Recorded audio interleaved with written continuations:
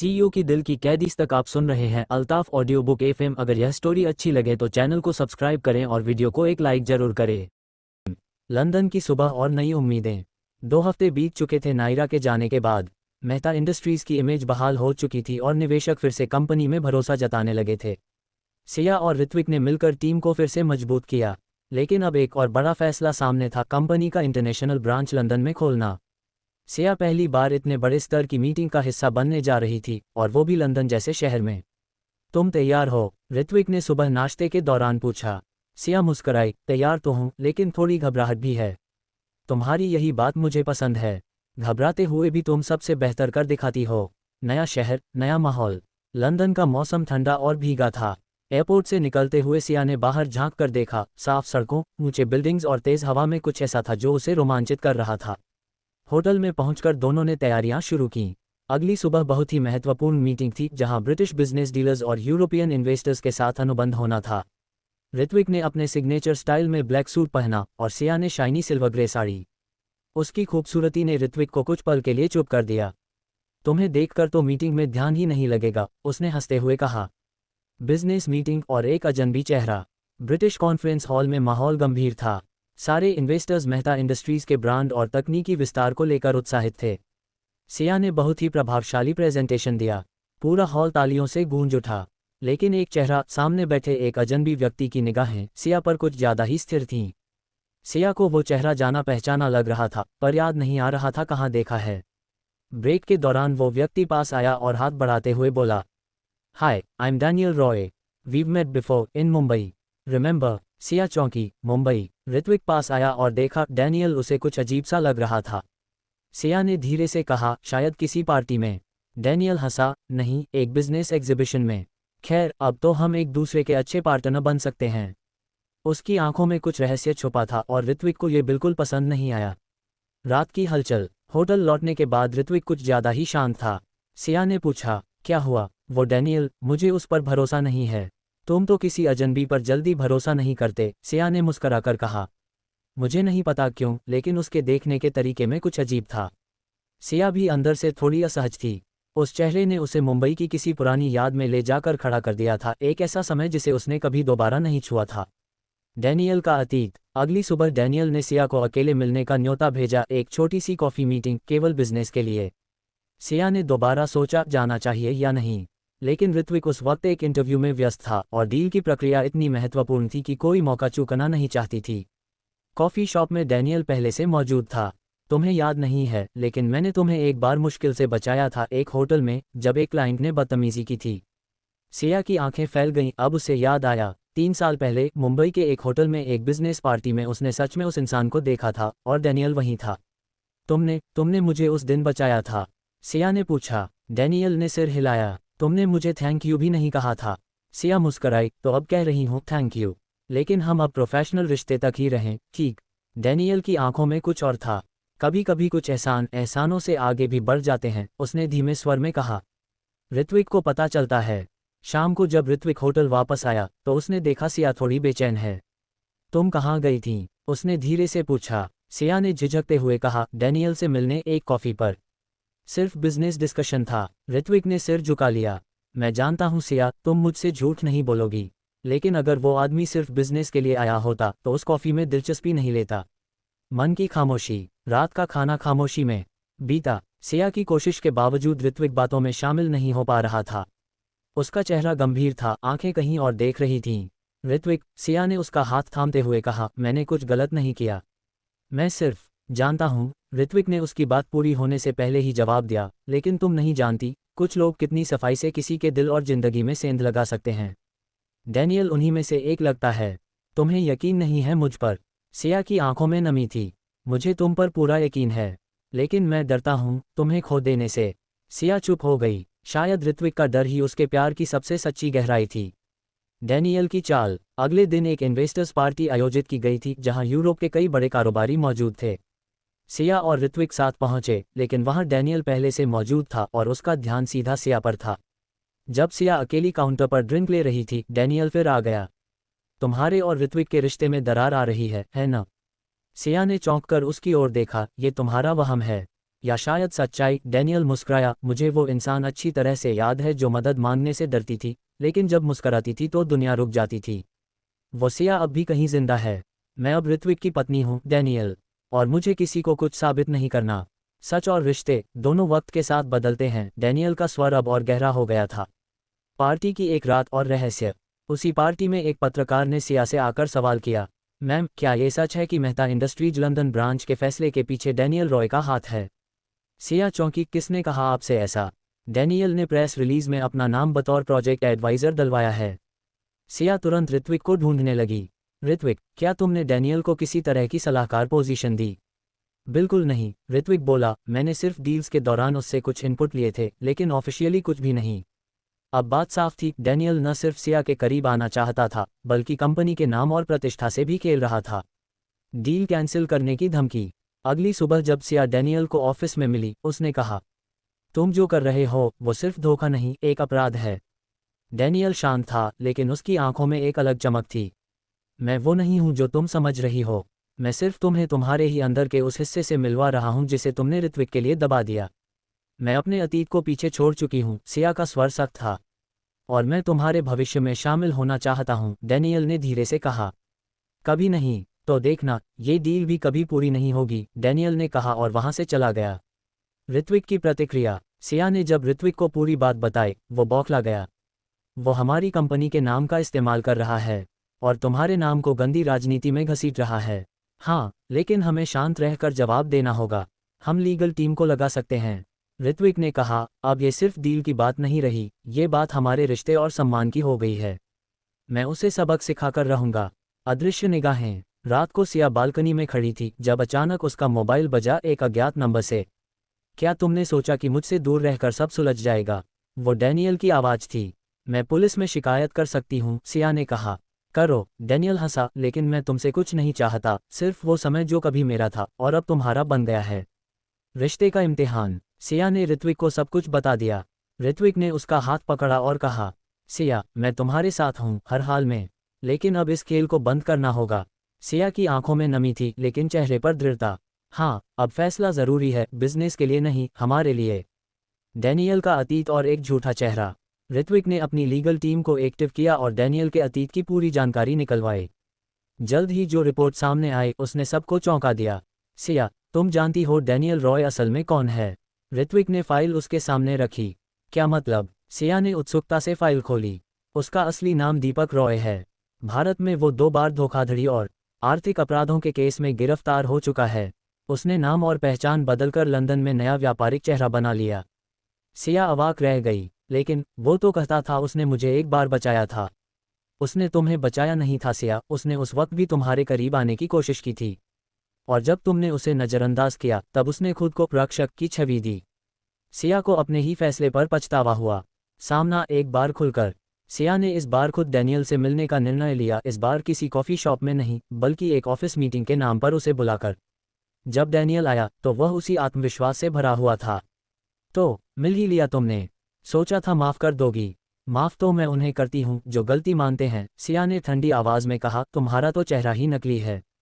Daniel का मुस्कराता चेहरा एक पल में बदल गया। क्या मिला उस ऋत्विक में तुम्हें जो मैं नहीं दे सकता? प्यार, भरोसा, सम्मान। सिया ने आंखों में आग भरकर कहा। तुम्हारा ये आत्मसम्मान बहुत महंगा पड़ेगा तुम्हें, डैनियल ने गुस्से में कहा। जो डराता है वो जीतता नहीं डैनियल। अब तुम्हारे खिलाफ केस दर्ज हो चुका है। डैनियल चौंक गया। तभी पीछे से ऋत्विक और 2 पुलिस अधिकारी कमरे में आए। डैनियल उर्फ दीपक रॉय, आप पर फर्जी पहचान, धोखाधड़ी और कंपनी की छवि को नुकसान पहुंचाने का आरोप है। डील की वापसी और सच्चाई की जीत। डैनियल की गिरफ्तारी के बाद लंदन ब्रांच की डील खतरे में थी। मीडिया ने पूरे मामले को तूल दे दिया था। ऋत्विक ने एक प्रेस कॉन्फ्रेंस बुलाई और सच्चाई सबके सामने रख दी। हम मेहता इंडस्ट्रीज में पारदर्शिता और विश्वास को सर्वोपरि मानते हैं। हमारी टीम ने समय रहते खतरे को पहचाना और कार्रवाई की। हम अपने सभी इन्वेस्टर्स को भरोसा दिलाते हैं कि हमारी प्रतिबद्धता कभी नहीं डगमगाएगी। तालियों की गूंज ने ऋत्विक और सिया को जीत का एहसास कराया। लंदन की आखिरी शाम और दिल से दिल की बात। उस रात होटल की छत पर खड़े होकर सिया ने ऋत्विक से पूछा, अगर मैं गलती से उस झांसे में पड़ जाती, अगर मैं सच नहीं पहचान पाती, तब? ऋत्विक ने उसकी आंखों में देखा। तुमसे प्यार किया है, किसी परीक्षार्थी की तरह नहीं, एक इंसान की तरह। अगर तुम गिरती भी तो मैं तुम्हें पकड़ने सबसे पहले आता। सिया की आंखों से आंसू बह निकले।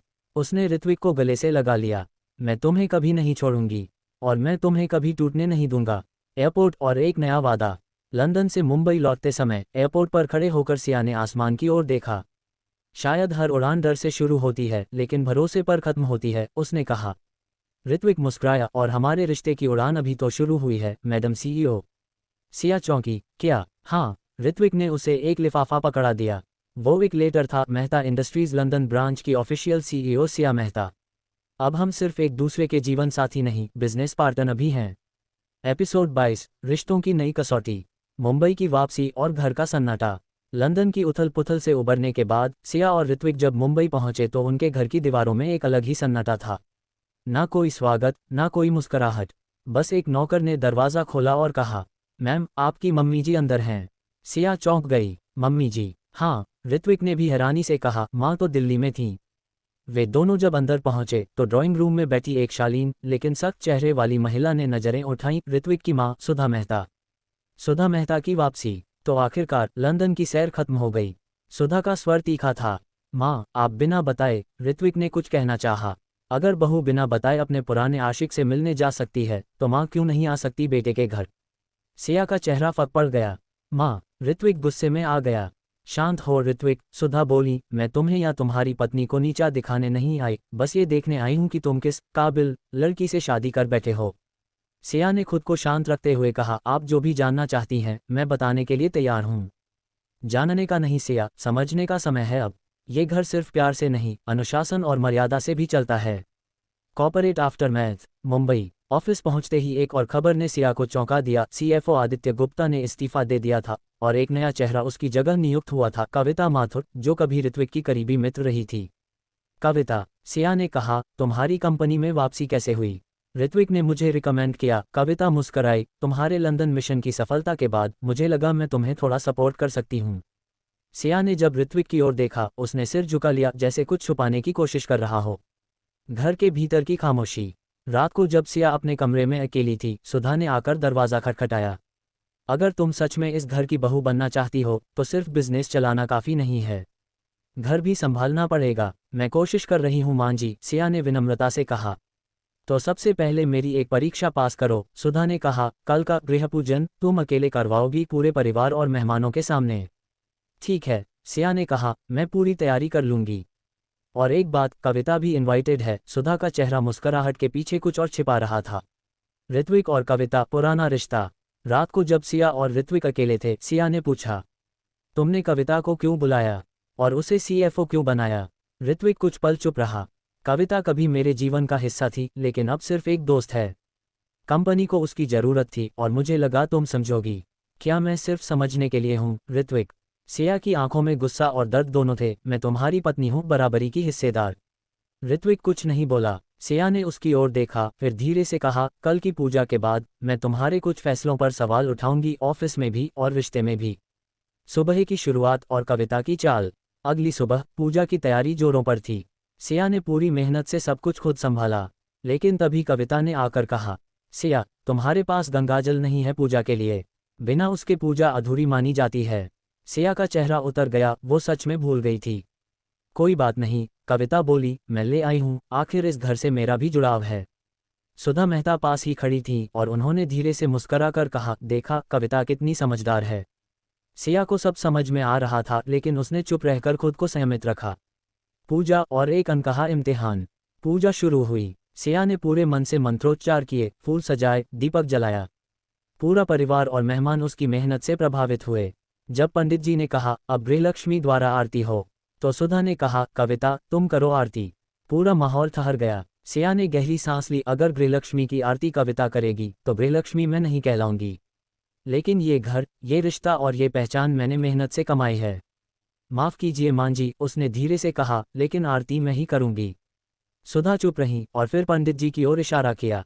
आरती की लौ में सिया का चेहरा दमक रहा था और उसकी आंखों में दृढ़ता थी। आरती के बाद सन्नाटा। आरती पूरी हुई और पंडित जी ने आशीर्वाद दिया, लेकिन माहौल में ठंडापन था। मेहमानों ने तारीफ की पर सुधा और कविता का चेहरा सख्त बना रहा। सिया जब रसोई में गई तो सुधा पीछे पीछे आ गईं। बहुत हिम्मत दिखाई तुमने, उन्होंने तीखे स्वर में कहा, लेकिन घर चलाना और इवेंट मैनेज करना दो अलग चीजें हैं। सिया ने धीरे से कहा, मैं यहाँ किसी प्रतियोगिता के लिए नहीं आई मां जी, मैं यहाँ प्यार और सम्मान के साथ जीने आई हूँ। तो उसे हासिल करना सीखो, कहकर सुधा मुड़ गईं। कविता की अगली चाल। उसी शाम ऑफिस में कविता ने एक मीटिंग बुलाई, सीएफओ की पहली ऑफिशियल प्रेजेंटेशन। सभी सीनियर टीम मेंबर्स शामिल थे, सिया और ऋत्विक भी। कविता ने डेटा प्रेजेंट करते हुए कहा, लंदन ब्रांच की डील सफल रही, लेकिन वहां की फाइनेंशियल रिपोर्ट्स में कुछ असंतुलन था, ऐसा लगता है कुछ खर्चों को सही से दर्ज नहीं किया गया। सिया चौंकी, क्या तुम ये कहना चाहती हो कि मेरी लीडरशिप में कुछ गलत हुआ? नहीं नहीं, कविता ने मुस्कुराकर कहा, मैं तो बस कह रही हूं कि हमें एक बार और ऑडिट करवा लेना चाहिए ट्रांसपेरेंसी के लिए। ऋत्विक चुप रहा। सिया ने उसकी ओर देखा। वो ना कर रहा था, ना हाँ। सिया की अकेली लड़ाई। सिया ऑफिस के अपने कैबिन में बैठी थी, सिर झुकाए। वह जानती थी कि कविता का मकसद केवल ऑडिट नहीं है, बल्कि उसकी छवि को कमजोर करना है। उसी समय उसके पास ने आकर कहा, मैम, डैनियल केस से जुड़े कुछ और डॉक्यूमेंट्स आए हैं, वो आपके पक्ष में हैं। सिया ने फाइल खोली और मुस्कराए। तो अब जवाब वक्त से नहीं, सबूत से मिलेगा। घर में एक नई बहस। रात को डिनर टेबल पर माहौल फिर तनावपूर्ण था। सुधा ने पूछा, कविता कह रही थी कि सिया की रिपोर्ट्स में कुछ त्रुटि हैं।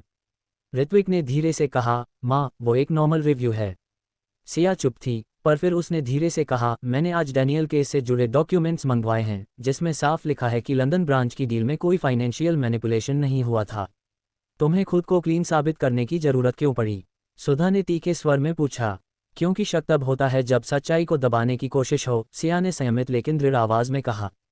कविता और सुधा गुप्त संवाद। अगले दिन कविता और सुधा अकेले बात कर रही थीं। मां जी, अगर सिया को और दबाव में लाना है तो उसे घर और ऑफिस दोनों जगह चुनौती देनी होगी। मैं जानती हूँ, सुधा बोली, पर अगर तुम सोच रही हो कि मैं सिर्फ तुम्हारा साथ दूंगी तो भूल जाओ। मुझे बहू चाहिए, लेकिन ऐसी जो मेरी पसंद से बने, मेरी शर्तों पर टिके। कविता मुस्कराई, लेकिन उसके मन में एक और ही योजना पल रही थी। सिया का जवाब आत्मविश्वास के साथ। अगली सुबह सिया ने एक इन हाउस प्रेस मीटिंग बुलाई, जिसमें उसने सारे डॉक्यूमेंट्स प्रेस के सामने रख दिए। मेहता इंडस्ट्रीज पारदर्शिता और सच्चाई में विश्वास रखती है। किसी भी डील या रिपोर्ट पर अगर सवाल उठते हैं तो हमारा उत्तर होता है पूरी स्पष्टता के साथ। पूरे ऑफिस में उसकी प्रशंसा हुई। ऋत्विक ने जब सिया की प्रेस कॉन्फ्रेंस देखी तो उसके चेहरे पर एक मिली जुली मुस्कान थी, गर्व भी और हल्का सा पछतावा भी। सुधा का एक और इम्तिहान। सुधा ने 2 दिन बाद घोषणा की, अगले रविवार घर में एक खास किटी पार्टी होगी, जिसमें सिया को सब कुछ अकेले मैनेज करना होगा, परंपरागत शैली में, बिना किसी बाहरी मदद के। सिर्फ मैं? सिया ने पूछा। हाँ, सुधा बोली, और अगर तुम सच्ची गृहलक्ष्मी हो तो साबित करो। अंत में एक कॉल जो बदल देगा सब कुछ। सिया जब तैयारियों में लगी थी तभी उसके फोन पर एक कॉल आया, एक नाम जो उसने महीनों से नहीं सुना था। तुम्हें मेरी जरूरत है सिया, मैं वापस आ गया हूँ। आवाज पहचानते ही सिया के होश उड़ गए। वो था अर्जुन, उसका कॉलेज फ्रेंड और पहला प्यार, जो अब किसी बड़े मीडिया ग्रुप का सीईओ बन चुका था। अर्जुन का कॉल, बीते दिनों की परछाई। फोन पर अर्जुन की आवाज सुनते ही सिया जैसे कुछ पल के लिए वहीं जम गई। उसके हाथ में पकड़ी रेसिपी लिस्ट नीचे गिर गई। सिया, क्या तुम ठीक हो? अर्जुन की आवाज में चिंता थी। तुम्हें अचानक मेरी याद कैसे आ गई? सिया ने खुद को संयमित करते हुए पूछा। तुम्हारी प्रेस कॉन्फ्रेंस देखी और उसके बाद पता चला कि तुम मेहता इंडस्ट्रीज की सीईओ पत्नी हो। मुझे लगा शायद अब वक्त है सच बोलने का। कौन सा सच, अर्जुन? उसकी आवाज हल्की कांप रही थी। हमारे बीच जो अधूरा रह गया था, उसे खत्म किए बिना मैं आगे नहीं बढ़ सका। किटी पार्टी की तैयारी और नया तनाव। अर्जुन के कॉल ने सिया के मन में पुराने जख्म कुरेद दिए थे, लेकिन उसे पता था कि अब उसका जीवन किसी और के साथ जुड़ा है, ऋत्विक के साथ। सिया ने अपना ध्यान फिर से पार्टी की तैयारी में लगाया। उसने अकेले ही किचन संभाली, सब्जियां काटी, मेहमानों की लिस्ट बनाई और सजावट तक के लिए आइडियाज निकाले। इसी बीच कविता पास आए और मुस्कुराकर कहा, तुम बहुत थक गई होगी, चाहो तो मैं मदद कर दूं। मैं ठीक हूं कविता, हर बार की तरह मैं ये इम्तिहान भी अकेले पार कर लूंगी, सिया ने दृढ़ता से कहा। किटी पार्टी और अर्जुन की एंट्री। पार्टी शुरू हो गई। मेहमानों की भीड़ में सुधा हर चीज पर नजर रख रही थी और सिया हर बात में खुद को साबित करने की कोशिश कर रही थी। तभी दरवाजे पर एक गाड़ी रुकी। अर्जुन मल्होत्रा, नौकर ने नाम लिया। सिया का चेहरा एक पल को फीका पड़ गया। आप? सुधा ने चौंक कर पूछा। हाँ, अर्जुन मुस्कुराया, मैं सिया का पुराना दोस्त हूँ और मीडिया कवर करने आया हूँ आपके इवेंट के लिए। सिया समझ गई अर्जुन का आना सिर्फ कवर करने के लिए नहीं था। ऋत्विक का असहज होना। जब ऋत्विक की नज़र अर्जुन पर पड़ी, उसके चेहरे की मुस्कान कुछ पल में गायब हो गई। ये वही अर्जुन है न? उसने सिया से धीरे से पूछा। हाँ, सिया बोली, पर वो अब सिर्फ अतीत है। अगर अतीत इतना ताकतवर होता कि खुद चलकर वापस आए, तो क्या वाकई वो खत्म हो गया है? ऋत्विक ने बिना देखे कहा। सिया चुप रही। अर्जुन और कविता एक अनपेक्षित गठबंधन। इधर अर्जुन किचन की तरफ गया और वहीं कविता से मुलाकात हुई। अर्जुन मल्होत्रा। कविता चौंकी। हाँ, और तुम? कविता माथुर, CFO। लगता है हमें एक दूसरे से बात करनी चाहिए, उसने मुस्कुराकर कहा। कुछ ही देर बाद दोनों कॉरिडोर में अकेले खड़े थे। अगर तुम सिया को वाकई वापस चाहते हो, कविता बोली, तो तुम्हें ऋत्विक को उससे अलग करना होगा। और मैं इसमें मदद कर सकती हूँ। अर्जुन ने गंभीरता से पूछा, और तुम ऐसा क्यों करोगी? क्योंकि मैं इस घर की बहू बनना चाहती हूँ, अपने नियमों पर। रात की खामोशी और रिश्तों की गूंज। रात को पार्टी खत्म होने के बाद ऋत्विक और सिया कमरे में थे। तुमने मुझसे अर्जुन की वापसी की बात छिपाई, ऋत्विक बोला। मैं खुद तय नहीं कर पाई थी कि कैसे बताऊं, सिया बोली। क्या वो अब भी तुम्हारे दिल में है? सिया ने सीधे उसकी आंखों में देखा। नहीं, वो सिर्फ एक याद है जो खत्म हो चुकी है।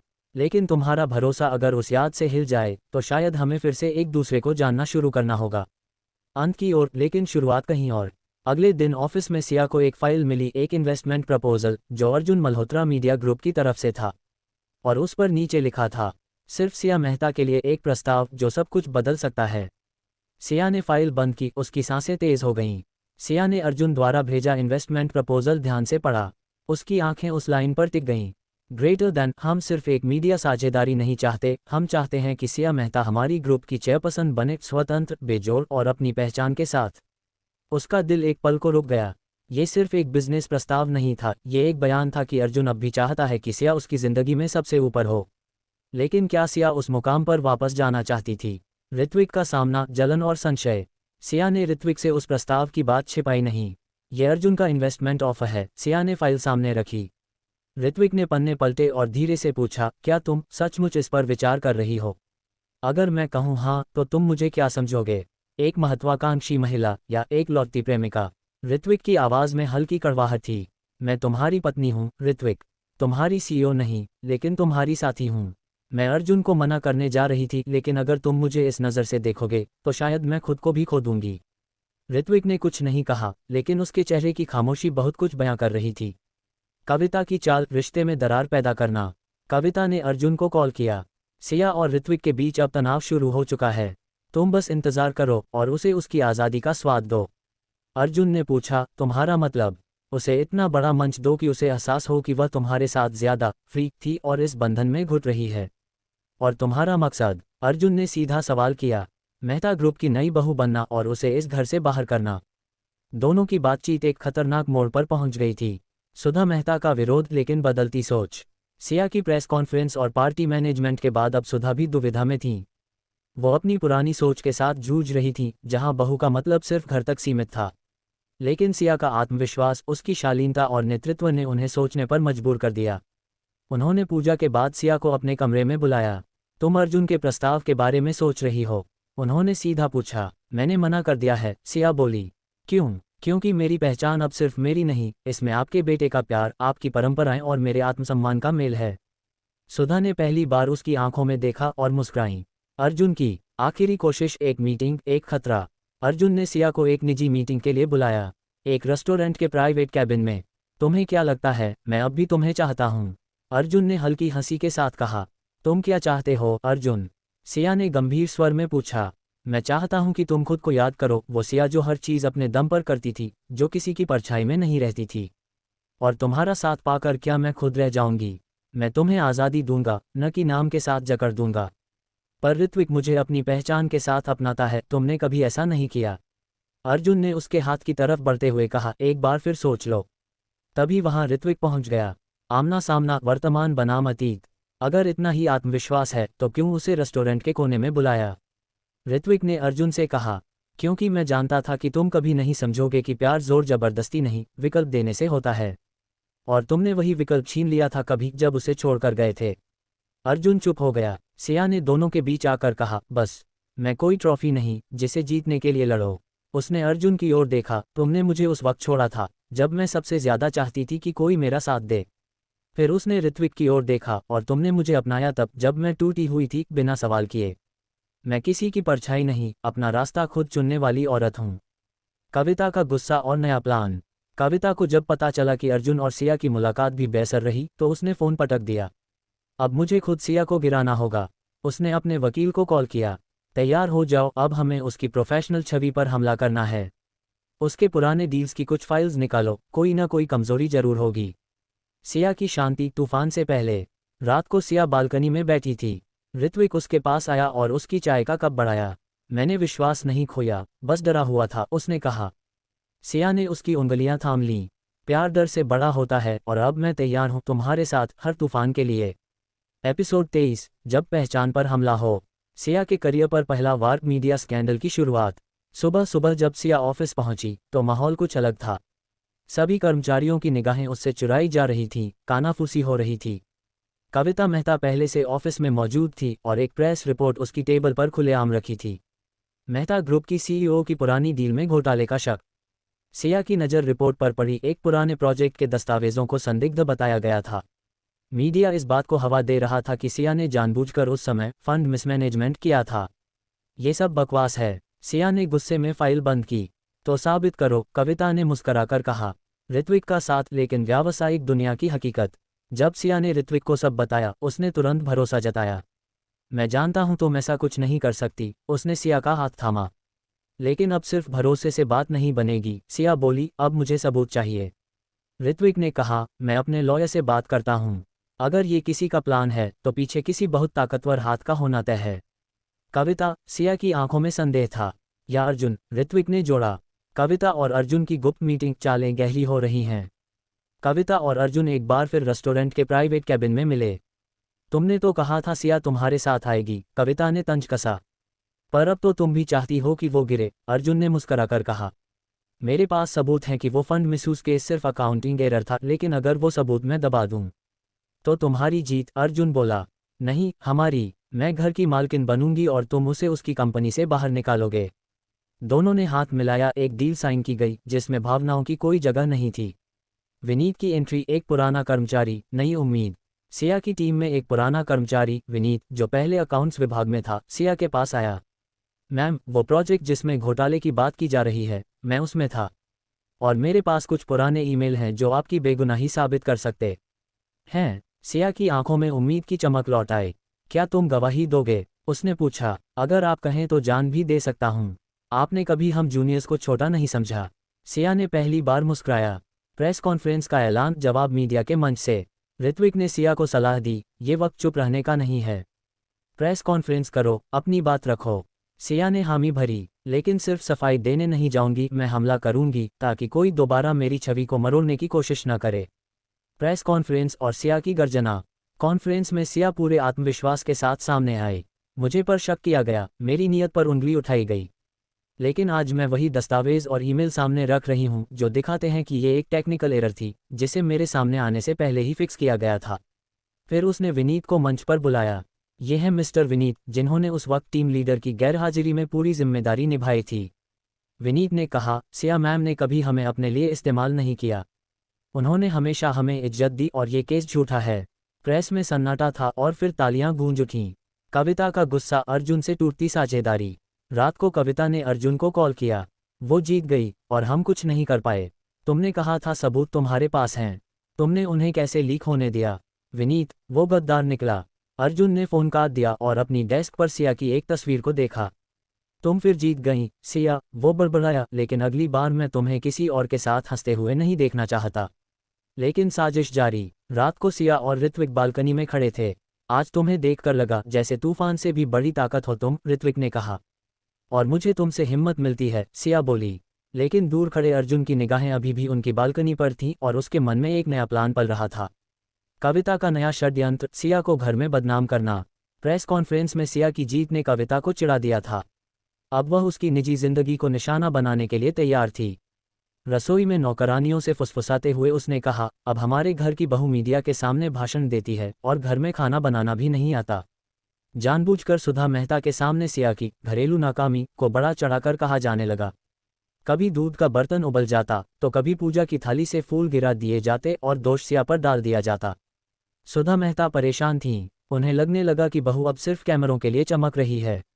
अर्जुन की गुप्त चाल, ऋत्विक की कंपनी में दरार डालना।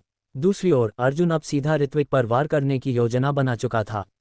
उसने एक नामी इन्वेस्टर से मीटिंग तय की और उसे एक बहुत बड़ा प्रोजेक्ट दिया, लेकिन शर्त रखी गई कि इस प्रोजेक्ट में सीईओ के रूप में सिया का नाम हो। इन्वेस्टर ने कहा, अगर सिया नहीं आई तो मैं ये सौदा रद्द कर दूंगा। ऋत्विक को जब ये जानकारी मिली, वो असमंजस में पड़ गया। अर्जुन मेरी पत्नी को मेरे खिलाफ इस्तेमाल कर रहा है, वो गुस्से से बोला। लेकिन अंदर ही अंदर उसे डर था, कहीं सिया फिर से अपनी पुरानी प्रोफेशनल पहचान में लौटकर उसके साथ का महत्व भूल न जाए। सिया की दोहरी चुनौती, घर और ऑफिस में बगावत। सिया को अब दोनों मोर्चों पर सामना करना पड़ रहा था, घर में सुधा का बदलता व्यवहार और ऑफिस में ऋत्विक की चुप्पी। एक दिन जब सिया ने ऋत्विक से पूछा, तुम मुझसे कुछ छिपा रहे हो, तो वो जवाब देने की बजाय चुपचाप बाहर चला गया। सिया के दिल में सवाल उठे, क्या मैं फिर से अकेली हो रही हूँ? रहस्य खुलता है, विनीत की चेतावनी। विनीत ने सिया को एक ईमेल फॉरवर्ड किया जो इंटरनल मेल था और उसमें स्पष्ट लिखा था कि अर्जुन इस डील के पीछे है। मैम, ये वही प्रोजेक्ट है जो ऋत्विक के लिए गेम चेंजर हो सकता है, लेकिन वो शर्तें आपकी छवि को फिर से विवादों में ला सकती हैं, विनीत ने कहा। सिया समझ गई, अर्जुन उसे और ऋत्विक को आमने सामने लाने की कोशिश कर रहा है। सीधी टक्कर, सिया और अर्जुन का आमना सामना। सिया अर्जुन के ऑफिस जा पहुंची। तुम कितना नीचे गिरोगे अर्जुन? तुम्हारे जितना नहीं, जो कभी मुझसे प्यार करती थी और अब किसी और के साथ हंसती है, उसने कहा। मैं अब भी प्यार करती हूं, पर उस आदमी से जिसने मेरे दर्द में मुझे थामा, न कि छोड़ा। तो तुम्हें तकलीफ देना ही पड़ेगा ताकि तुम समझ सको कि तुम्हारा चुनाव गलत था।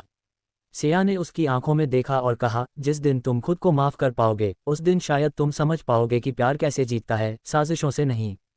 ऋत्विक की उलझन, प्यार बनाम व्यवसाय। रात को जब सिया घर लौटी, ऋत्विक ने उससे बात की। क्या तुम अर्जुन के उस प्रोजेक्ट को संभालने वाली हो? उसने पूछा। अगर मैं ना कहूं तो क्या तुम खुश हो जाओगे? मुझे खुशी नहीं चाहिए, मुझे डर है कहीं तुम वापस वहीं न चली जाओ। तुम मुझसे इतना कमजोर विश्वास रखते हो? सिया की आवाज़ कांपने लगी। नहीं, ऋत्विक ने गहरी सांस ली, पर मैं एक आदमी हूं और जो कुछ अर्जुन कहता है वो मेरे दिल को जलाता है। सिया ने उसका हाथ थामा। मैं तुम्हारी हूं, किसी सौदे की शर्त नहीं। कविता की आखिरी चाल, परिवार के खिलाफ सिया का झूठा केस। कविता ने अपने वकील को बुलाया और कहा, मेहता परिवार की बहू मीडिया में झूठे दावे कर रही है। हमें एक लीगल नोटिस भेजना है कि उसने पारिवारिक निजी बातें सार्वजनिक की हैं। ये केस अगर चला तो सिया को अपने परिवार के खिलाफ कोर्ट में खड़ा होना पड़ेगा। अब देखती हूँ कैसे बचती है, कविता ने ठंडी हंसी हंसते हुए कहा। तूफान अब और नज़दीक है। सिया बालकनी में खड़ी थी जब ऋत्विक उसके पीछे आया। जो भी हो, मैं तुम्हारे साथ हूँ, उसने कहा। सिया ने उसकी तरफ देखा। तूफान अब सामने है ऋत्विक, और अब हमें एक नहीं दो मोर्चों पर लड़ना है, अपने घर को भी और दुनिया को भी बचाने के लिए। कोर्ट का समन, परिवार बनाम सिया। अगली सुबह जब सिया ऑफिस पहुंची, रिसेप्शनिस्ट ने एक लिफाफा थमाया। मैम, ये आपके नाम कोर्ट से आया है। सिया ने कांपते हाथों से लिफाफा खोला। एक लीगल नोटिस था। मेहता परिवार की छवि को नुकसान पहुंचाने और व्यक्तिगत जानकारी सार्वजनिक रूप से उजागर करने के आरोप में सिया ऋत्विक मेहता को परिवार के विरुद्ध समन भेजा जाता है। सिया की सांसें रुक गईं। कविता अब घर को मेरी कमजोरी बनाना चाहती है, उसने बुदबुदाते हुए कहा। ऋत्विक की प्रतिक्रिया, एक पति की मजबूती। शाम को जब ऋत्विक घर लौटा तो सिया उसके इंतजार में बैठी थी। उसके हाथ में समन था। पढ़ो इसे, अब मैं मेहता परिवार के खिलाफ कोर्ट में खड़ी होऊंगी। ऋत्विक ने पेपर देखा और चुप हो गया। तुम कुछ बोलोगे नहीं? सिया ने पूछा। मैं सोच रहा हूँ किस तरह तुम्हें बचा सकूं। मैं कोई मासूम बच्ची नहीं हूँ ऋत्विक। मुझे किसी की शरण नहीं चाहिए, बस तुम्हारा साथ चाहिए। ऋत्विक की आंखों में कुछ चटकता सा महसूस हुआ। उसने सिया का चेहरा अपने हाथों में लिया और कहा, तुम्हारा साथ छोड़ने का सवाल ही नहीं उठता। कविता का नया हमला, प्रेस में लीगल केस की खबर। अगली सुबह मेहता ग्रुप के खिलाफ छपे स्कैंडल को दबाने के लिए कविता ने एक और दांव चला, खुद ही प्रेस को ये जानकारी लीक कर दी कि सिया मेहता परिवार के खिलाफ कोर्ट में जा रही हैं। अब जनता सोचेगी कि बहू ही गुनहगार है, उसने सोचा। अखबार की हेडलाइन थी, ग्रेटर दैन सीईओ बनते ही परिवार के खिलाफ मोर्चा, क्या सिया सिर्फ नाम की बहू है? सुधा मेहता का टूटना, मां और बहू का संघर्ष। सिया जब घर लौटी तो सुधा मेहता पूजा के कमरे में बैठी थी, आंखों में आंसू लिए। मुझे ये दिन देखने की उम्मीद नहीं थी, उन्होंने धीरे से कहा। माँ, मैंने कुछ भी गलत नहीं किया, सिया बोली। तुम्हारे नाम की वजह से लोग मुझसे पूछते हैं, क्या तुम्हारी बहू सच में परिवार के खिलाफ केस कर रही है? सिया चुप रही। बोलो सिया, सुधा का स्वर ऊंचा हुआ, क्या तुम्हारा सच अब कोर्ट में साबित होगा? सिया ने बस इतना कहा, माँ, मैं अब सिर्फ खुद को नहीं, इस परिवार की इज्जत को भी बचा रही हूँ, लेकिन लड़ाई उनके खिलाफ है जो हमें तोड़ना चाहते हैं। अर्जुन की चाल, सिया को गलत साबित करने का गेम। कविता और अर्जुन एक होटल में गुप्त मीटिंग कर रहे थे। अब अगला प्लान क्या है? कविता ने पूछा। सिया को कोर्ट में हारने के लिए हमें सिर्फ एक गवाह चाहिए जो कहे कि सिया ने कभी खुद माना था कि वो मेहता परिवार से नाखुश है। ऐसा कौन कहेगा? कविता चौंकी। घर की नौकरानी, अर्जुन ने ठंडी हंसी के साथ कहा, मैं उसे खरीद चुका हूँ। सिया की तैयारी, कोर्ट रूम की लड़ाई। सिया ने अपने वकील से मुलाकात की। हमें भावनाओं से नहीं, सबूतों से ये केस जीतना है, उसने कहा। वकील ने बताया कि अर्जुन की टीम ने एक नौकरानी को गवाह बनाया है जो कहेगी कि सिया हमेशा परिवार की बुराई करती थी। मेरे पास रिकॉर्डिंग है जिसमें वही नौकरानी कविता को सूचनाएं दे रही है, विनीत ने जानकारी दी। ये गेम अब भावना से नहीं, दिमाग से जीतना होगा, सिया मुस्कराए। कोर्ट का पहला दिन, आरोपों की बारिश। अदालत में पहला दिन था। कविता ने स्टैंड लिया और कहा, सिया अब इस परिवार का हिस्सा नहीं रहना चाहती। वो हमें बदनाम करना चाहती है। नौकरानी ने गवाही दी, मैडम कहती थी कि इस घर के लोग पुराने सोच के हैं। अर्जुन पीछे बैठकर मुस्करा रहा था। फिर सिया की बारी आई। मैंने कभी परिवार के खिलाफ नहीं बोला, पर हाँ, मैंने झूठ और साजिशों के खिलाफ जरूर आवाज़ उठाई है, उसने कहा। उसके वकील ने नौकरानी की पुरानी रिकॉर्डिंग चलाई जिसमें वह कविता से पैसे की बात कर रही थी। कोर्ट में सन्नाटा छा गया। अर्जुन की चाल उल्टी पड़ी। जज ने कहा, प्राथमिक रूप से ऐसा लगता है कि केस में व्यक्तिगत द्वेष और गलत नियत की भूमिका है। सुनवाई जारी रहेगी, लेकिन कोर्ट सिया पर कोई अंतरिम कार्रवाई नहीं करेगा। बाहर निकलते हुए सिया ने अर्जुन की ओर देखा। ये सिर्फ शुरुआत है, उसने कहा। अर्जुन का चेहरा सख्त हो गया क्योंकि उसकी हर चाल अब उलट रही थी। रिश्ते टूटे नहीं हैं, सिर्फ आजमाए गए हैं। शाम को जब सिया घर लौटी, सुधा मेहता ने पहली बार उसके सिर पर हाथ फेरा। अगर तू इतनी हिम्मत से लड़ सकती है तो तू मेरी बहू नहीं, मेरी बेटी है। सिया की आंखें भर आईं।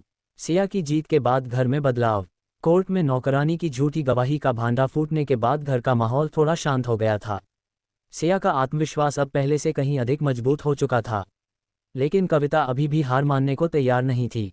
सुधा मेहता ने सिया को अपने पास बुलाकर कहा, तूने मेरे विश्वास को लौटाया है सिया। आज समझ आया कि ससुराल में बहू का संघर्ष कितना बड़ा होता है। सिया की आंखों में आंसू थे, पर इस बार वो आंसू दुख के नहीं, संतोष के थे। ऋत्विक और सिया के बीच भावनात्मक टकराव। उस रात जब सिया और ऋत्विक एक साथ डिनर पर बैठे तो माहौल कुछ अलग था। तुम जानती हो ना, ऋत्विक ने कहा, कि मैं तुम्हें हर हालत में सपोर्ट करूंगा। जानती हूँ, सिया मुस्कराई, पर तुमसे एक सच छिपाया गया है जो अब और नहीं छिपा सकती। ऋत्विक चौंका। क्या मतलब? सिया ने गहरी सांस ली। अर्जुन सिर्फ मेरा एक्स नहीं, वो मेरी पहली शादी भी था। कोर्ट मैरिज, मेरे घर वालों की मर्जी के खिलाफ।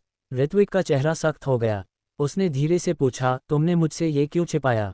मैं डरती थी कि तुम भी मुझे छोड़ दोगे, जैसे दुनिया ने किया। एक लंबा सन्नाटा छा गया।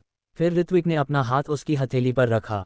तुम्हारा अतीत मेरा फैसला नहीं तय करेगा सिया, लेकिन तुम्हें मुझ पर भरोसा करना सीखना होगा, वरना हम दोनों हार जाएंगे। कविता और अर्जुन की नई चाल ऋत्विक की कंपनी में फूट। कविता ने अब हमला ऋत्विक की कंपनी पर करने की ठानी। उसने अर्जुन से कहा, अब हमें सिर्फ सिया नहीं, ऋत्विक को भी तोड़ना है। अर्जुन ने एक पुराने बिजनेस प्रतिद्वंदी को साथ मिलाया जिसने फर्जी कागजात तैयार किए जिससे लगे कि ऋत्विक ने कुछ अवैध निवेश किए हैं। इस मामले को मीडिया तक पहुंचाया गया। अगली सुबह हेडलाइन थी, ग्रेटर दैन मेहता एंटरप्राइजेस के सीईओ पर भ्रष्टाचार के आरोप, क्या उनका साम्राज्य डगमगा रहा है? ऋत्विक का क्रोध और टूटन। जब ये खबर आई, ऋत्विक का गुस्सा फूट पड़ा। किसने भेजी ये झूठी रिपोर्ट? मैं हर डील खुद देखता हूँ, मुझे फंसाया जा रहा है। सिया ने उसे शांत करने की कोशिश की। हमें सबूत इकट्ठा करने होंगे। मैं तुम्हारे साथ हूँ, तुम्हारे साथ रहने से ही ये सब हो रहा है सिया, ऋत्विक ने अचानक गुस्से में कह दिया। सिया ठिठक गई, तो अब मैं बोझ बन गई हूँ।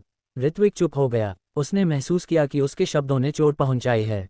माफ करना, मैं बस नहीं, सिया ने ठंडी आवाज में कहा, अब मुझे भी खुद को साबित करना होगा अपने पति के सामने। सिया का साहस, अकेले जांच की शुरुआत। सिया ने विनीत की मदद से कंपनी के फाइनेंस डॉक्यूमेंट्स, कॉन्ट्रैक्ट्स और मीटिंग रिकॉर्ड्स खंगालने शुरू किए। कुछ ही समय में उसे एक संदिग्ध डॉक्यूमेंट मिला जिसे ऑफिस के एक पूर्व कर्मचारी ने अप्रूव किया था। उस कर्मचारी का नाम था निखिल शेखावत और वो अब अर्जुन की कंपनी में काम कर रहा था। यानी सब कुछ प्लानिंग के तहत था, सिया ने कहा। एक रहस्योद्घाटन, निखिल से मुलाकात। सिया खुद निखिल से मिलने उसके घर पहुंची। आप क्यों आई हैं? उसने चौंक कर पूछा। सच जानने। क्या तुमने अर्जुन के कहने पर फर्जी पेपर साइन किए थे? निखिल चुप रहा। तुम्हारा भविष्य खतरे में है निखिल, लेकिन अगर अब भी सच बोलोगे तो शायद खुद को बचा सको। निखिल की आंखों में पश्चाताप झलकने लगा। हाँ, मुझे पैसों का लालच था। अर्जुन ने कहा था कि ये बस एक छोटा सा डॉक्यूमेंट है। मैं नहीं जानता था कि इससे ऋत्विक सर पर केस बन जाएगा। सिया की चाल, प्रेस कॉन्फ्रेंस में सच्चाई उजागर। अगले दिन सिया ने प्रेस कॉन्फ्रेंस बुलाई। वह मंच पर आए, आत्मविश्वास से भरी। जो लोग आज हमारे परिवार को भ्रष्ट कह रहे हैं, उन्हें सच जानना चाहिए। उसने स्क्रीन पर वो रिकॉर्डिंग चलाई जिसमें निखिल ने स्वीकारा कि अर्जुन के कहने पर उसने जाल बिछाया। मीडिया में हड़कंप मच गया। विश्वास फिर से जागा। ऋत्विक टीवी पर प्रेस कॉन्फ्रेंस देख रहा था। उसकी आंखों में आंसू थे। सिया जब घर लौटी तो उसने दरवाजे पर खड़े होकर कहा, तुमने फिर मुझे बचाया। सिया मुस्कराए, अब तो यकीन हो गया, मैं सिर्फ नाम की सीईओ नहीं हूं। ऋत्विक ने उसे बाहों में भर लिया। तुम मेरी ताकत हो सिया, और अब कोई तुम्हें मुझसे अलग नहीं कर सकता, अर्जुन भी नहीं, कविता भी नहीं। एपिसोड 24, कड़वी साजिशों के पीछे छुपा सच। प्रारंभ, तूफान से पहले की खामोशी। ऋत्विक और सिया की जिंदगी कुछ दिनों के लिए फिर से सामान्य लगने लगी थी। कोर्ट केस में सिया की सच्चाई सामने आ चुकी थी। प्रेस कॉन्फ्रेंस ने अर्जुन और कविता की साजिश को उजागर कर दिया था। लेकिन वो दोनों हार मानने वालों में नहीं थे। एक तरफ सिया को भरोसा था कि अब कोई उनकी शादी और उनके करियर को नहीं तोड़ सकता, वहीं दूसरी ओर कविता और अर्जुन एक ऐसे प्लान पर काम कर रहे थे जो केवल बिजनेस नहीं, परिवार की नींव तक हिला दे। कविता की खामोश चाल, एक ऐसा सच जो अब तक दफन था। कविता मेहता की आंखों में इस समय गुस्सा नहीं था, बल्कि एक डर छिपा था। उसने अर्जुन को बुलाया, अब बहुत हो चुका। मुझे वो फाइल बाहर लानी होगी जो हमने 20 साल पहले छुपा दी थी। तुम पागल हो गई हो क्या? अर्जुन चौंका। अगर मैं सिया को गिराना चाहती हूं तो अब मुझे उसकी जड़ों पर हमला करना होगा, उसके जन्म पर। मतलब? अर्जुन ने धीरे से पूछा। कविता ने एक पुरानी अलमारी से एक बंद लिफाफा निकाला जिस पर लिखा था, greater than private, only open if the truth becomes a threat. Siya को मिलती है एक रहस्यमयी चिट्ठी। उसी दिन शाम को जब सिया ऑफिस से घर लौटी, एक लिफाफा उसकी गाड़ी पर चुपचाप रखा हुआ मिला। उसने आसपास देखा, लेकिन कोई नहीं था। लिफाफा खोला तो उसमें बस एक पंक्ति थी, तुम्हारे अतीत की असलियत तुम्हारी माँ भी नहीं जानती। मिलने आओ, होटल ब्लू ओशन, कमरा नंबर 205, कल शाम 6 बजे। अकेले। सिया सन रह गई। उसका मन दुविधा में था, क्या ये अर्जुन या कविता की कोई नई चाल थी, या कोई सच जो उसकी जिंदगी से जुड़ा था। ऋत्विक को बताने का मन हुआ, लेकिन उसने खुद से वादा किया, अब मैं अपने सवालों के जवाब खुद खोजूंगी। होटल ब्लू ओशन, अतीत की परछाइयों में डूबी एक औरत। अगले दिन शाम 6 बजे सिया होटल ब्लू ओशन पहुंची। कमरा नंबर 205 के दरवाजे पर उसने दस्तक दी। दरवाज़ा एक अधेड़ उम्र की महिला ने खोला, आंखों के नीचे काले घेरे, चेहरा थका हुआ लेकिन आंखों में कुछ कहने की कोशिश। तुम सिया हो? महिला ने धीमे से पूछा। हाँ, आप। मैं तुम्हारी बायोलॉजिकल माँ हूँ। सिया के पैरों तले जमीन खिसक गई। एक विस्फोटक सच, सिया की असली पहचान। महिला का नाम था सरिता मिश्रा। मैंने तुम्हें पैदा किया था, पर एक सौदे के बदले तुम्हें छोड़ना पड़ा। सिया चिल्लाई, क्या मतलब? मैं तो बचपन से जानती थी कि मेरी माँ एक टीचर थी और पापा एक सरकारी अफसर। वो लोग तुम्हारे गोद लिए माता पिता थे। असली माँ मैं हूँ, और तुम्हारे पिता का नाम है राजवीर मेहता, कविता के पति। सिया का चेहरा फक पड़ गया। नहीं, ये झूठ है, ये सिर्फ मुझे तोड़ने की चाल है। काश ऐसा होता, बेटी। सरिता की आंखों से आंसू बहने लगे। मैं एक अनपढ़ लड़की थी जिसे राजवीर ने बहलाकर शादी का वादा किया। फिर जब तुम पैदा हुई, उन्होंने कहा अगर तुम मुंह खोलोगी तो बच्ची को छीन लेंगे। फ्लैशबैक, कविता की सौदेबाजी। 20 साल पहले राजवीर ने कविता के सामने एक बात रखी, मैंने एक गलती की थी। एक औरत से बच्चा हुआ है, हमें उसे गोद लेना होगा। कविता का चेहरा सख्त था, पर उसने कहा, एक शर्त पर। वो बच्ची मेरी होगी, लेकिन उसकी मां को हमेशा के लिए गायब कर दिया जाएगा। राजवीर चुप रहा, और ये सौदा हो गया। सिया की स्थिति टूटन और तकरार। होटल से बाहर निकलते हुए सिया के कदम लड़खड़ा रहे थे। तो मैं मेहता परिवार का खून हूं, और उसी खून ने मुझे झूठ और नफरत में झोंक दिया। रात को घर लौटते वक्त उसने अपने कमरे में खुद को बंद कर लिया। ऋत्विक ने दरवाज़ा खटखटाया। सिया, सब ठीक है? कुछ भी ठीक नहीं है ऋत्विक। क्या हुआ? तुम्हारी माँ ने मेरी माँ से मेरा बचपन छीन लिया और आज तक उस झूठ को मेरी जिंदगी का सच बनाकर रखा। ऋत्विक को लगा जैसे कोई चक्रवात उसके घर के अंदर घुस आया हो। एक नया आरंभ। अगली सुबह सिया ने सबको डाइनिंग टेबल पर बुलाया। उसने कविता की आंखों में देखकर कहा, आपने मुझे सिखाया कि झूठ से कुछ नहीं बचता। अब मैं वो सच सबके सामने लाऊंगी जो आपने 20 साल छिपा रखा था। कविता का चेहरा पीला पड़ गया। सिया ने एक फाइल मेज पर फेंकी, अब ये लड़ाई खून की नहीं, इंसाफ की होगी। और मैं अपनी माँ को न्याय दिलाकर रहूंगी। शुरुआत। सिया की लड़ाई अब सिर्फ अपने लिए नहीं है। कविता के सामने जब सिया ने अपने बायोलॉजिकल माता पिता का सच रखा तो मेहता हवेली की नींव हिल गई। सबकी नज़रें कविता पर टिक गई थीं, और ऋत्विक अवाक खड़ा था। ये सब झूठ है, कविता चीखी, मुझे बदनाम करने की चाल है। सिया ने ठंडी आवाज में कहा, तो फिर डीएनए टेस्ट क्यों नहीं करवा लेते? डर किस बात का है? ऋत्विक ने बीच में कहा, अगर सच जानने से किसी को राहत मिलती है तो हम ये टेस्ट जरूर करवाएंगे। कविता कुछ नहीं बोल पाए। उसकी सांसें तेज हो रही थीं। अंदर कहीं न कहीं वो जानती थी कि अब उसका झूठ ज्यादा देर नहीं टिकेगा। ऋत्विक की बेचैनी और वफादारी की परीक्षा। रात को ऋत्विक अकेला बैठा था। उसके सामने दो चेहरे घूम रहे थे, माँ और पत्नी। क्या मेरी माँ वाकई किसी और की बेटी को छीन सकती है? और अगर किया तो क्या मैं सिया को उस दर्द के साथ अकेला छोड़ सकता हूँ? उसने सिया के कमरे का दरवाज़ा खटखटाया। मैं जानता हूँ कि तुम्हें इस वक्त मेरी ज़रूरत है और मैं तुम्हारे साथ हूँ, सिया। लेकिन मैं माँ को भी बिना सुने दोषी नहीं मान सकता। सिया ने गहरी सांस ली। मैं तुमसे माँ को छोड़ने की उम्मीद नहीं कर रही, ऋत्विक। मैं बस चाहती हूँ कि जब सच सामने आए तब तुम आंखें बंद न कर लेना। कविता की चालाकी, सरिता को खत्म करने की साजिश। कविता को अब साफ दिखने लगा था कि उसकी साख डगमगाने वाली है। उसने अर्जुन से संपर्क किया। हमें सरिता को चुप कराना होगा। वो मेरी हार की वजह बन सकती है। तुम चाहती हो कि मैं उसे हमेशा के लिए हटा दूं? नहीं, कविता बोली, बस इतना कर दो कि वो कोर्ट तक न पहुंचे। कोई एक्सीडेंट, कोई अस्पताल। अर्जुन ने सिर हिलाया। मैं संभाल लूंगा। सरिता पर हमला, लेकिन सिया समय पर पहुंची। अगली सुबह सिया को एक अनजान नंबर से कॉल आया। अगर तुम्हें अपनी माँ की जान प्यारी है तो होटल ब्लू ओशन वापस जाओ अभी। सिया बिना वक्त गंवाए रवाना हो गई। कमरा 205 में पहुंचते ही उसने देखा कि सरिता बेहोश थी और खिड़की से दो नकाबपोश भागने की कोशिश कर रहे थे। सिया ने तुरंत सिक्योरिटी को आवाज दी और पुलिस को बुलाया। पुलिस के आने तक दोनों नकाबपोश भाग चुके थे, लेकिन एक मोबाइल फोन गिर गया जिसमें अर्जुन और कविता के कॉल रिकॉर्ड्स मौजूद थे। सरिता अस्पताल में, माँ बेटी के रिश्ते की नई शुरुआत। सरिता को जब होश आया तो सिया उसकी बगल में बैठी थी। मैं तुम्हें फिर से खो नहीं सकती, माँ। सरिता की आंखों में आंसू थे। अब मैं तुम्हें कभी अकेला नहीं छोड़ूंगी, बेटी। उन दोनों का ये मिलन भावुक था और पहली बार सिया ने किसी के सामने खुलकर माँ शब्द बोला।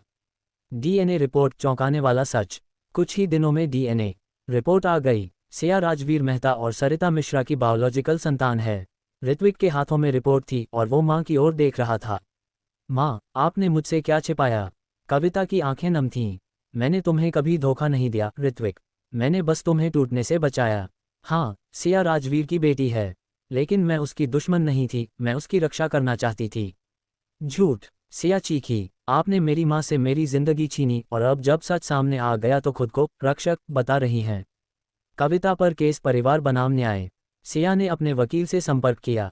मैं अपनी मां सरिता के साथ फर्द दर्ज कराना चाहती हूं, कविता मेहता पर बच्चा छीनने, मानसिक प्रताड़ना और हत्या की साजिश का केस। ऋत्विक ने बात सुनी और कमरे से बाहर चला गया। बाद में जब वो सिया से मिला, उसने कहा, मैं तुम्हें रोकूंगा नहीं, लेकिन एक बेटे की हैसियत से मैं मां की कानूनी मदद करूंगा। सिया ने गहरी सांस ली। हम दोनों सही हैं, अपने अपने रिश्तों में वफादार। अर्जुन की गिरफ्तारी असली शिकंजा कसने लगा। पुलिस ने मोबाइल रिकॉर्ड और सीसीटीवी फुटेज के आधार पर अर्जुन को गिरफ्तार कर लिया। पूछताछ में उसने मान लिया कि हमला उसी ने करवाया था, कविता के कहने पर। मीडिया में सनसनी फैल गई। मेहता फैमिली में पारिवारिक बम, सीईओ की पत्नी की असली मां पर हमला, पूर्व प्रेमी गिरफ्तार। अब अदालत में होगा फैसला। कविता की बेल रिजेक्ट हो गई। कोर्ट ने कहा कि प्रारंभिक सबूत गंभीर हैं, जांच के दौरान रिहा नहीं किया जा सकता। सिया ने अदालत के बाहर मीडिया से कहा, अब वक्त आ गया है कि सच को गले लगाया जाए, चाहे वो कितना भी दर्दनाक क्यों ना हो। मैंने सिर्फ अपने लिए नहीं, हर उस औरत के लिए लड़ाई शुरू की है जिसकी आवाज़ कभी दबा दी गई थी। ऋत्विक ने पास आकर उसका हाथ पकड़ा। मैं तुमसे प्यार करता हूँ और अब समझ गया हूँ कि सच्चा प्यार समर्थन से बनता है, सिर्फ साथ से नहीं। एपिसोड 25, सच की अदालत में मोहब्बत की अग्नि परीक्षा।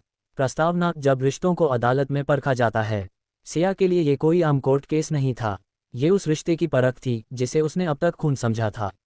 ये उस दर्द की गवाही थी जो बचपन से उसके नाम पर चुपचाप लिखा गया था।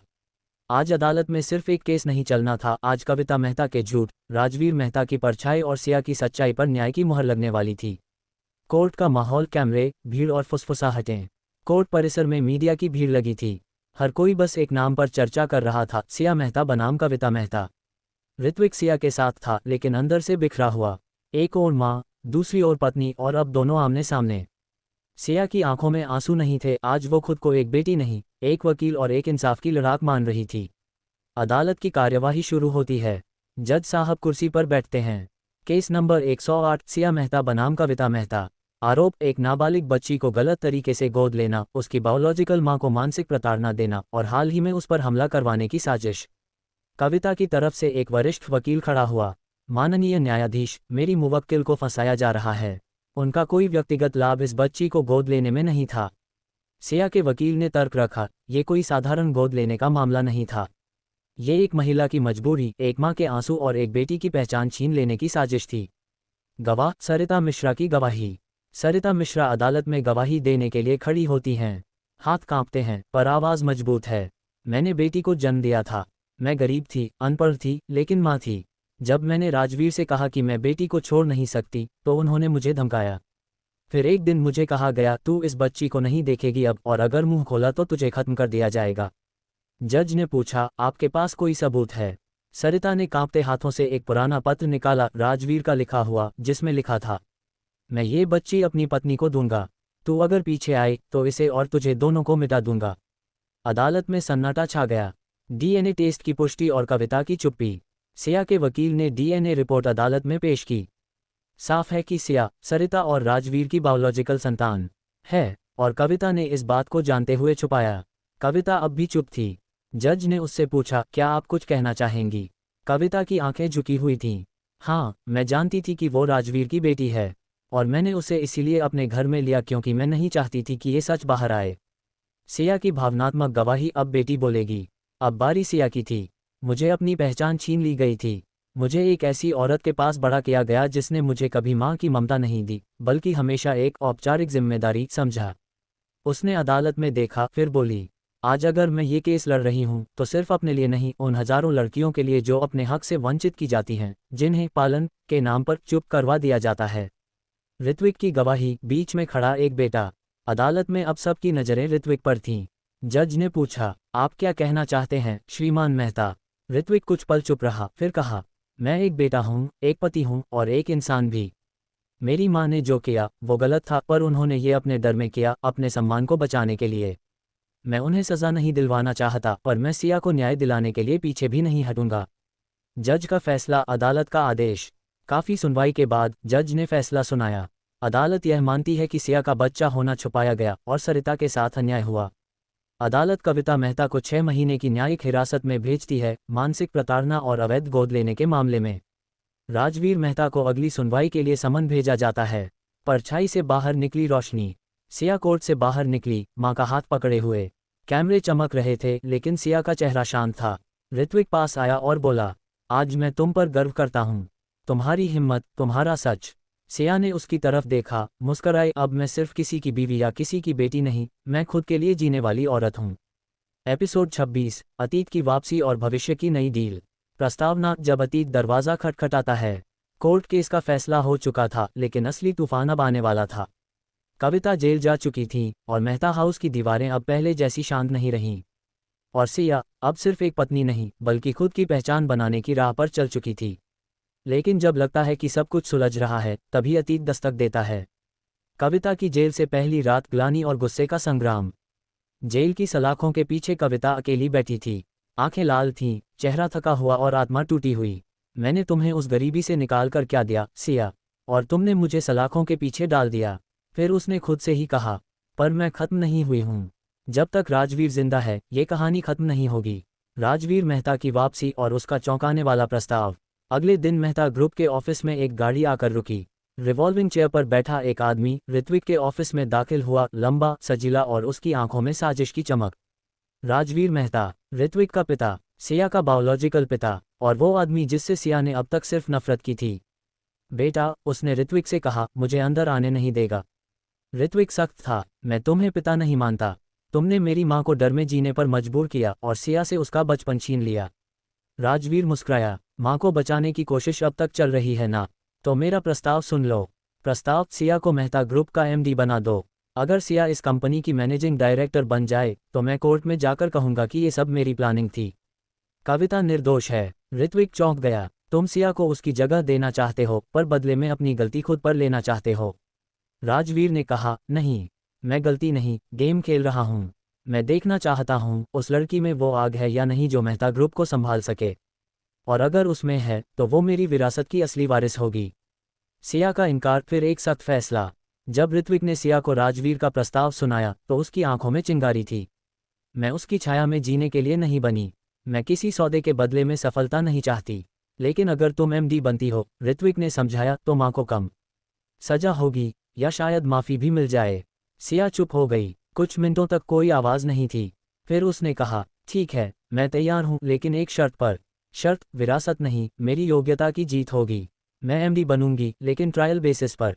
3 महीने। अगर मैं कंपनी को एक नई ऊंचाई पर ले जाऊं, तभी मेरी नियुक्ति पक्की होगी। और तब राजवीर को कोर्ट में गवाही देनी होगी। ऋत्विक ने सिया की आंखों में देखा। वहां अब डर नहीं था, बस चुनौती थी। ऋत्विक का समर्थन। अब तुम सीईओ की बीवी नहीं, खुद एक लीडर हो। तुम अब सिर्फ मेरी पत्नी नहीं, ऋत्विक ने कहा, तुम अब इस कंपनी की धड़कन बनोगी। जो लड़ाई तुमने अदालत में लड़ी, वही हौसला चाहिए इस बिजनेस को बदलने के लिए। सिया मुस्कराई। तैयार हो जाओ, अब एक नई सीईओ आ रही है जो अपनी शर्तों पर दुनिया जीतेगी। एक नई शुरुआत की दस्तक। जैसे ही सिया ने ऑफिस की सीढ़ियां चढ़ीं, हर कर्मचारी की नज़रें उस पर थीं। वो अब एक आम महिला नहीं, बल्कि एक प्रेरणा थी जिसने अतीत के जख्मों को शक्ति में बदल लिया था। राजवीर अपनी कार में बैठा दूर से देख रहा था। देखते हैं, मेरी बेटी वाकई मेरी तरह है या मुझसे भी आगे निकलेगी। प्रस्तावना। जब पहली मीटिंग भविष्य की दिशा तय करती है। सिया अब मेहता ग्रुप की ट्रायल बेसिस मैनेजिंग डायरेक्टर थी। उसकी आंखों में अब एक नई चमक थी, खुद को साबित करने की ललक। पर यह रास्ता आसान नहीं था। सिया को अब उस माहौल में खुद को स्थापित करना था जहां आज तक सिर्फ राजवीर, कविता और ऋत्विक की पहचान थी। और जैसे ही उसकी पहली बोर्ड मीटिंग शुरू हुई, पुराने शिकारी अपनी चालें चलने लगे। बोर्ड मीटिंग, विरोध, सवाल और एक बड़ी चुनौती। बोर्ड रूम में बैठा हर डायरेक्टर चुप था, लेकिन उनकी आंखें बहुत कुछ कह रही थीं। जैसे ही सिया ने अपनी प्रेजेंटेशन शुरू की, एक बुजुर्ग डायरेक्टर बोले, मैडम, आप सीईओ की पत्नी हैं, पर अनुभव कहाँ है? दूसरा बोला, ये कंपनी कोई अदालत नहीं जहां भाषण से फैसले हो जाएं। यहाँ तो नंबर चलते हैं, टारगेट्स चलते हैं। सिया ने संयम से कहा, बिल्कुल, और मैं यही साबित करूंगी कि नंबरों पर भी मेरा ही राज चलेगा। मैं कंपनी के एक डाउनफॉल प्रोजेक्ट एमसिंक को रीलॉन्च करूंगी। अगर 90 दिनों में उसका ट्रैक्शन 30% बढ़ा, तो आप मुझे एमडी के रूप में स्वीकार करेंगे। सभी डायरेक्टर चौंक गए। ऋत्विक की आंखों में गर्व झलक उठा। सिया डरने नहीं आई थी, वो जंग जीतने आई थी। राजवीर की चाल, नया बिजनेस दुश्मन। बोर्ड मीटिंग के कुछ ही दिन बाद मार्केट में खबर फैली, एरियन ग्रुप लॉन्च कर रहा है नया डिजिटल इनोवेशन प्रोजेक्ट, ठीक एमसिंक जैसी टेक्नोलॉजी के साथ। सिया को समझते देर नहीं लगी, ये राजवीर की चाल है। ऋत्विक को भी गुस्सा आया। राजवीर फिर से शतरंज खेल रहा है, इस बार तुम्हें बाजी में रखकर। लेकिन सिया मुस्कराई, अब की बार मैं उसकी चालों को पहले से जानती हूँ। मैं मोहरा नहीं बनूंगी, मैं खिलाड़ी हूँ। एमसिंक का बदलाव, एक नई टीम, एक नया नजरिया। सिया ने कंपनी की सबसे अंडररेटेड टीम को चुना। उन कर्मचारियों को मौका दिया जिनकी प्रतिभा को अब तक नज़रअंदाज किया गया था। इस बार हम नया ऐप सिर्फ बिजनेस के लिए नहीं, लोगों की असल ज़रूरतों के लिए बनाएंगे, सिया ने टीम से कहा। हम डेटा को दिल से जोड़ेंगे। टीम ने 18 घंटे की शिफ्ट शुरू की और हर डेडलाइन को सिया खुद लीड कर रही थी। ऋत्विक और सिया, ऑफिस के बाहर की साजिश। एक रात जब सिया और ऋत्विक ऑफिस से घर लौट रहे थे, उनकी गाड़ी का ब्रेक फेल हो गया। किसी तरह ऋत्विक ने गाड़ी संभाली, लेकिन हादसा होते होते बचा। सिया को शक था, ये एक्सीडेंट नहीं, किसी की साजिश थी। राजवीर, ऋत्विक ने पूछा, या कोई और, कोई जिसे मेरी सफलता से डर है, सिया बोली। एक नया दुश्मन, मेहता ग्रुप का पूर्व सीएफओ। जांच में पता चला गाड़ी की ब्रेक लाइन किसी ने जानबूझकर काटी थी। ऋत्विक ने अपने खास इन्वेस्टिगेटिव ऑफिसर को एक्टिव किया, और तब सामने आया नाम आदित्य खुराना, मेहता ग्रुप का पूर्व सीएफओ, जिसे कविता ने निकाला था और जो अब एरियन ग्रुप के लिए काम कर रहा था। सिया की आंखों में आग। अब सिया को सिर्फ बिजनेस जीतना नहीं था, उसे खुद की सुरक्षा, अपने रिश्ते और अपनी पहचान की भी रक्षा करनी थी। रात के अंधेरे में अपनी बालकनी पर खड़ी सिया ने आसमान की ओर देखा। तूने मुझे मेरी माँ से दूर किया, मेरी पहचान छीनी, और अब मेरी जिंदगी तक को निशाना बना रहे हो। पर अब मैं रुकूंगी नहीं। ये एमसिंक का रीलॉन्च नहीं, मेरी जिंदगी की रीबिल्डिंग है। एपिसोड 27, साजिश, स्ट्रैटेजी और सिया की चाल। प्रस्तावना, लॉन्च से पहले तूफान। एमसिंक ऐप का रीलॉन्च सिर्फ एक प्रोजेक्ट नहीं था, ये सिया की सबसे बड़ी परीक्षा बन चुकी थी। एक तरफ कंपनी की प्रतिष्ठा दांव पर थी, दूसरी ओर सिया की सुरक्षा भी। और तीसरी तरफ एक ऐसा दुश्मन जिसकी चालें बिना आहट के चलती थीं। लॉन्चिंग की तैयारी, मीडिया, मार्केट और मुकाबला। ऑफिस में हलचल थी। मेहता ग्रुप पहली बार इतने बड़े स्केल पर डिजिटल प्रोजेक्ट लॉन्च कर रहा था। सिया ने पूरी लॉन्चिंग टीम को वार रूम में बुलाया। हमारा टारगेट है 5 लाख डाउनलोड पहले 10 दिन में, और 1 लाख एक्टिव यूजर्स पहले हफ्ते में। कोई बहाना नहीं चलेगा। टीम में जोश था लेकिन तनाव भी। हर किसी को पता था कि एरियन ग्रुप भी उसी दिन अपना ऐप लॉन्च करने वाला है। ऋत्विक और सिया का निजी पल, जिम्मेदारी के बीच रिश्ते।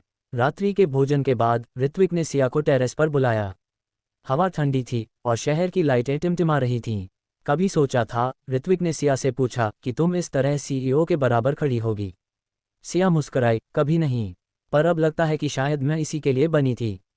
और हम? ऋत्विक ने उसकी उंगलियां थामते हुए कहा, हम सिर्फ एक साथ रहने के लिए बने हैं या एक दूसरे की ढाल भी? सिया ने धीमे से कहा, हम दोनों, क्योंकि मैं जानती हूँ अगर मैं लड़खड़ाऊंगी तो तुम मुझे थाम लोगे और अगर तुम गिरोगे तो मैं तुम्हारे आगे ढाल बनकर खड़ी रहूंगी।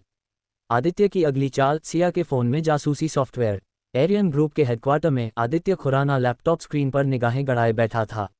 उसके पास एक आईटी एक्सपर्ट आया। मैडम, सिया मेहता के फ़ोन में ट्रैकर सफलतापूर्वक इंस्टॉल हो गया है। अब हम हर मीटिंग, हर ईमेल और हर कॉल जान सकेंगे, आदित्य ने ठंडी मुस्कान के साथ कहा। लेकिन वो नहीं जानता था जिसे वो शिकार समझ रहा था, वो शिकारी बन चुकी थी। सिया की चाल, उल्टा जाल। एक रात जब ऋत्विक को शक हुआ कि कोई इनकी गतिविधियों को ट्रैक कर रहा है, सिया ने एक चाल चली। उसने जानबूझकर अपने फ़ोन से एक नकली ईमेल भेजा जिसमें लिखा था कि एमसिंक में एक बड़ी तकनीकी खामी है और लॉन्च को 2 हफ्ते टालना पड़ेगा। जैसे ही ईमेल भेजा गया, 2 घंटे बाद एरियन ग्रुप की टीम ने अपने ऐप का लॉन्च 2 हफ्ते आगे बढ़ा दिया। सिया ने मुस्कराकर कहा, अब पक्का हो गया, कोई हमारी जासूसी कर रहा है। अब अगला कदम मेरा होगा। लॉन्चिंग का दिन, कैमरे, कॉन्फिडेंस और कंपटीशन। एमसिंक लॉन्च इवेंट में सब कुछ भव्य था, मीडिया, इन्वेस्टर्स और कंपनी के पुराने दिग्गज। सिया ने ब्लैक सूट में स्टेज पर कदम रखा। उसकी आवाज़ में आत्मविश्वास था। जब एक महिला को मौका मिलता है तो वह सिर्फ कंपनी नहीं, सोच भी बदलती है। एमसिंक सिर्फ एक ऐप नहीं, एक कदम है उस समाज के लिए जहां तकनीक हर वर्ग की पहुंच में हो। लोगों ने तालियां बजाईं, लेकिन आदित्य जो दूर बैठे देख रहा था, उसका चेहरा सख्त था। तुम्हें पता नहीं सिया, खेल अभी शुरू हुआ है। डाउनलोड बढ़ते हैं, खतरे भी। लॉन्च के पहले ही दिन 1.2 लाख डाउनलोड्स हो चुके थे। सिया की मेहनत रंग ला रही थी। लेकिन उसी रात एक टीम ने सिया को अलर्ट किया, कोई अनजाना यूजर डेटा चुरा रहा है। ऋत्विक ने तुरंत सब सिस्टम लॉक करने के आदेश दिए और सिया ने आदित्य का नाम लिया। अब अगला सामना आमने सामने होगा। प्रारंभ, युद्ध की शुरुआत। एमसिंक ऐप का लॉन्च जितना धमाकेदार रहा, उतनी ही तेजी से एक नई जंग भी छिड़ गई थी। सिया को अब सिर्फ डाउनलोड या मार्केटिंग से नहीं लड़ना था, उसे अब एक साइबर हमले से अपने यूजर्स और कंपनी को बचाना था। और इस बार वो पीछे नहीं हटने वाली थी। ऋत्विक का निर्णय, लीगल टीम एक्टिव। ऋत्विक ने तुरंत कंपनी की लीगल हेड मिस भाटिया को बुलाया। हमें आदित्य खुराना और एरियन ग्रुप के खिलाफ साइबर क्राइम और डेटा थेफ्ट की रिपोर्ट दर्ज करनी होगी। सबूत हमारे पास हैं। मिस भाटिया ने सिर हिलाया, हमारे पास स्क्रीनशॉट, यूजर डेटा ब्रेक्स और उनकी ऐप की टाइमलाइन है। हम उन्हें कोर्ट में बुरी तरह हरा सकते हैं। ऋत्विक की आंखों में अब सिर्फ एक ही बात थी, किसी ने मेरी पत्नी को नुकसान पहुंचाने की कोशिश की है, अब उसे उसका अंजाम भुगतना होगा। सिया की योजना, मीडिया के सामने सच। सिया जानती थी कि लीगल लड़ाई के साथ साथ पब्लिक ट्रस्ट भी जरूरी था। इसलिए उसने एक प्रेस कॉन्फ्रेंस रखवाई। स्टेज पर आई सिया आत्मविश्वास से बोली, हमने एमसिंक ऐप इसलिए बनाया ताकि लोगों का डेटा सुरक्षित रहे और तकनीक सबके लिए सुलभ हो। लेकिन कुछ कंपनियां इसे खराब करना चाहती हैं। उसने सबूत सामने रखे, data logs, unauthorised access record और एरियन ग्रुप से लिंक। मीडिया में हड़कंप मच गया। टाइटल चला, Arian group exposed, Mehta group का ऐप हैक करने की कोशिश। आदित्य की बौखलाहट, एक और गंदा दांव। जब आदित्य ने सिया की प्रेस कॉन्फ्रेंस देखी, उसकी आंखों में गुस्सा उभर आया। ये औरत अब लिमिट क्रॉस कर रही है। उसने अपने एक पुराने पत्रकार दोस्त को फ़ोन मिलाया। सिया की पर्सनल लाइफ पर हमला करो, उसके अतीत को बाहर लाओ और ये अफवाह फैलाओ कि उसने ये सब पब्लिसिटी के लिए किया है। दूसरे दिन एक वेबसाइट पर एक फेक न्यूज आ गई। सिया मेहता ने एमसिंक को सिर्फ लाइमलाइट के लिए लॉन्च किया, असल में ऋत्विक मेहता ही इसके पीछे हैं। सिया की हिम्मत, अफवाहों का जवाब। ऑफिस में सबका मूड डिस्टर्ब था। कई कर्मचारियों के मन में शक था, लेकिन सिया सबके सामने खड़ी हुई। अगर आपको लगता है कि मैंने ये सब किसी और की पहचान में किया है तो आप गलत हैं। मैंने ये ऐप बनाया है अपने दम पर। अगर कोई भी अपने संदेह की पुष्टि करना चाहता है तो आओ, मेरे साथ पूरे कोड को देख लो। टीम चुप थी, लेकिन अचानक एक जूनियर डेवलपर खड़ा हुआ। मैंने सिया मैम के साथ काम किया है और आज जो ऐप चला है वो उनकी मेहनत है। धीरे धीरे तालियां बजने लगीं। ऋत्विक, सिया, भावनाओं की बारिश में साथ। शाम को जब दोनों घर लौटे तो मूसलाधार बारिश हो रही थी। सिया बालकनी में खड़ी थी और चुपचाप आसमान को देख रही थी। ऋत्विक उसके पास आया, पीछे से उसे गले लगाया। थक गई हो? उसने पूछा। सिया की आंखों में पानी आ गया। कभी कभी लगता है, क्या मैं सच में लड़ पा रही हूँ? ऋत्विक ने उसका चेहरा अपने हाथों में लिया। तुम अकेली नहीं लड़ रही, मैं हर कदम तुम्हारे साथ हूँ। जब दुनिया तुम्हारे खिलाफ हो तब भी मैं तुम्हारे साथ खड़ा रहूंगा। बारिश की बूंदें उनके बीच की सारी दूरियों को बहा ले गईं। अगला बड़ा कदम। अगली सुबह मेहता ग्रुप के गेट पर एक बड़ा होर्डिंग लग चुका था। एम सिंह 10 लाख डाउनलोड पार, यूजर्स का भरोसा हमारी ताकत। वहीं दूसरी ओर एक बड़ा नोटिस एरियन ग्रुप के दफ्तर को मिला। डेटा थेफ्ट और साइबर क्राइम का समन 7 दिन में कोर्ट में पेश हों। और सिया अब सिर्फ एक बिजनेस वुमन नहीं रही थी, वो एक योद्धा बन चुकी थी। एपिसोड 28 सच्चाइयों की दस्तक। प्रस्तावना तूफान के पहले की खामोशी। सिया ने अब तक खुद को साबित किया था, एक विशनरी लीडर, एक निडर पत्नी और एक समर्पित इंसान। लेकिन जिंदगी ने फिर एक मोड़ लिया था। इस बार उसकी लड़ाई सिर्फ पेशेवर नहीं थी, ये निजी थी। और ये लड़ाई उसे अतीत के ऐसे दरवाजों तक ले जाने वाली थी जिन्हें वो बंद समझ बैठी थी। कोर्ट का समन। सिया बनाम आदित्य। मेहता ग्रुप के हेडक्वार्टर में एक अलग ही ऊर्जा थी।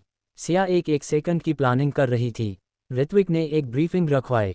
कल आदित्य खुराना कोर्ट में होगा, हमारी लीगल टीम तैयार है। सिया, तुम्हारा स्टेटमेंट बहुत अहम होगा। सिया ने सिर झुकाया। मैं हर एक बात कोर्ट में कहूंगी, जिससे साफ हो कि ये सिर्फ एक कॉर्पोरेट साजिश नहीं, बल्कि एक औरत की मेहनत को मिटाने की कोशिश थी। राजवीर की वापसी, अतीत का झटका। इसी बीच दरवाजे पर एक चेहरा जो 8 साल बाद फिर दिखा। राजवीर मल्होत्रा, सिया का कॉलेज का दोस्त और कभी का करीबी। सिया के ऑफिस के रिसेप्शन पर जब उसने अपना नाम बताया, रिसेप्शनिस्ट चौंकी। आप मिसेस सिया मेहता से क्यों मिलना चाहते हैं? राजवीर ने एक कागज आगे बढ़ाया। ये केस उससे जुड़ा है और मेरे पास कुछ ऐसे सबूत हैं जो उसकी मदद कर सकते हैं। सिया राजवीर आमने सामने, एक अनकही बात। जब सिया ने उसे देखा, उसके कदम थम गए। राजवीर। हाँ सिया, 8 साल हो गए, पर तुम्हारी आंखों में वही आग है। तुम्हें किसने भेजा? सिया ने संदेह भरे लहजे में पूछा। किसी ने नहीं, मैं खुद आया हूँ। मैं एरियन ग्रुप में एक डेटा एनालिस्ट था। जब मुझे पता चला कि वो तुम्हारी कंपनी को निशाना बना रहे हैं तो मैंने रिजाइन कर दिया। राजवीर ने एक पेनड्राइव बढ़ाई। इसमें आदित्य और उसके लॉयर के बीच हुई बातचीत की रिकॉर्डिंग है। ये सबूत तुम्हें केस जिताने में मदद करेगा। सिया कुछ देर उसे देखती रही। अतीत के सारे टुकड़े आंखों के सामने तैर गए। ऋत्विक को सच्चाई का अंदेशा, ईर्ष्या या डर। रात को जब सिया ने राजवीर से मिलने की बात बताई, ऋत्विक ने आंखें सिकोड़ लीं। तुमने मुझसे पहले क्यों नहीं बताया कि राजवीर फिर मिला? क्योंकि मुझे खुद नहीं पता था कि वो आएगा, और जो सबूत उसने दिए हैं वो हमारे केस के लिए ज़रूरी हैं। मैं जानता हूँ, लेकिन ऋत्विक की आवाज़ में कुछ और था। क्या? सिया ने सवाल किया। कभी कभी पुराने लोग हमारे आज को नुकसान पहुंचा देते हैं। मैं नहीं चाहता कि तुम्हारा अतीत तुम्हारे वर्तमान को जला दे।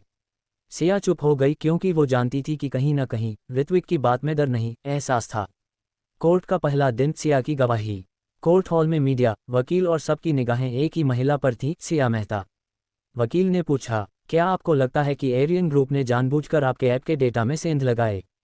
हाँ, सिया ने स्पष्ट कहा, और हमारे पास उसके सबूत हैं, आईपी लॉग्स, ट्रैकिंग कोड्स और अब इस पेनड्राइव की रिकॉर्डिंग भी।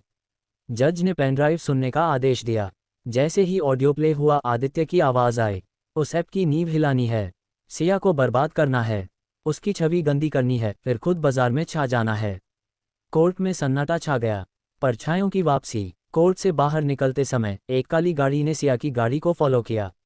सिया को एहसास हुआ, खेल अभी भी खत्म नहीं हुआ। और तभी एक अज्ञात नंबर से कॉल आया। अगर तुमने केस आगे बढ़ाया तो तुम्हारा अतीत तुम्हें निगल जाएगा। सिया ने फ़ोन काटा और आंखों में दृढ़ता थी। अब चाहे जो हो, मैं झुकूंगी नहीं। प्रारंभ। 2 रास्ते, 1 मुकाम। सिया की जिंदगी अब 2 मोर्चों पर चल रही थी, एक कोर्ट में आदित्य के खिलाफ केस और दूसरा उसके अतीत और वर्तमान के टकराव का मैदान, जहां राजवीर और ऋत्विक आमने सामने खड़े थे। इस टकराव में सिर्फ अहम नहीं था, इसमें सिया की सुरक्षा, उसका सम्मान और उसकी पहचान जुड़ी थी। ऋत्विक और राजवीर की पहली मुठभेड़। सिया ने जानबूझकर दोनों को ऑफिस की कॉन्फ्रेंस रूम में बुलाया।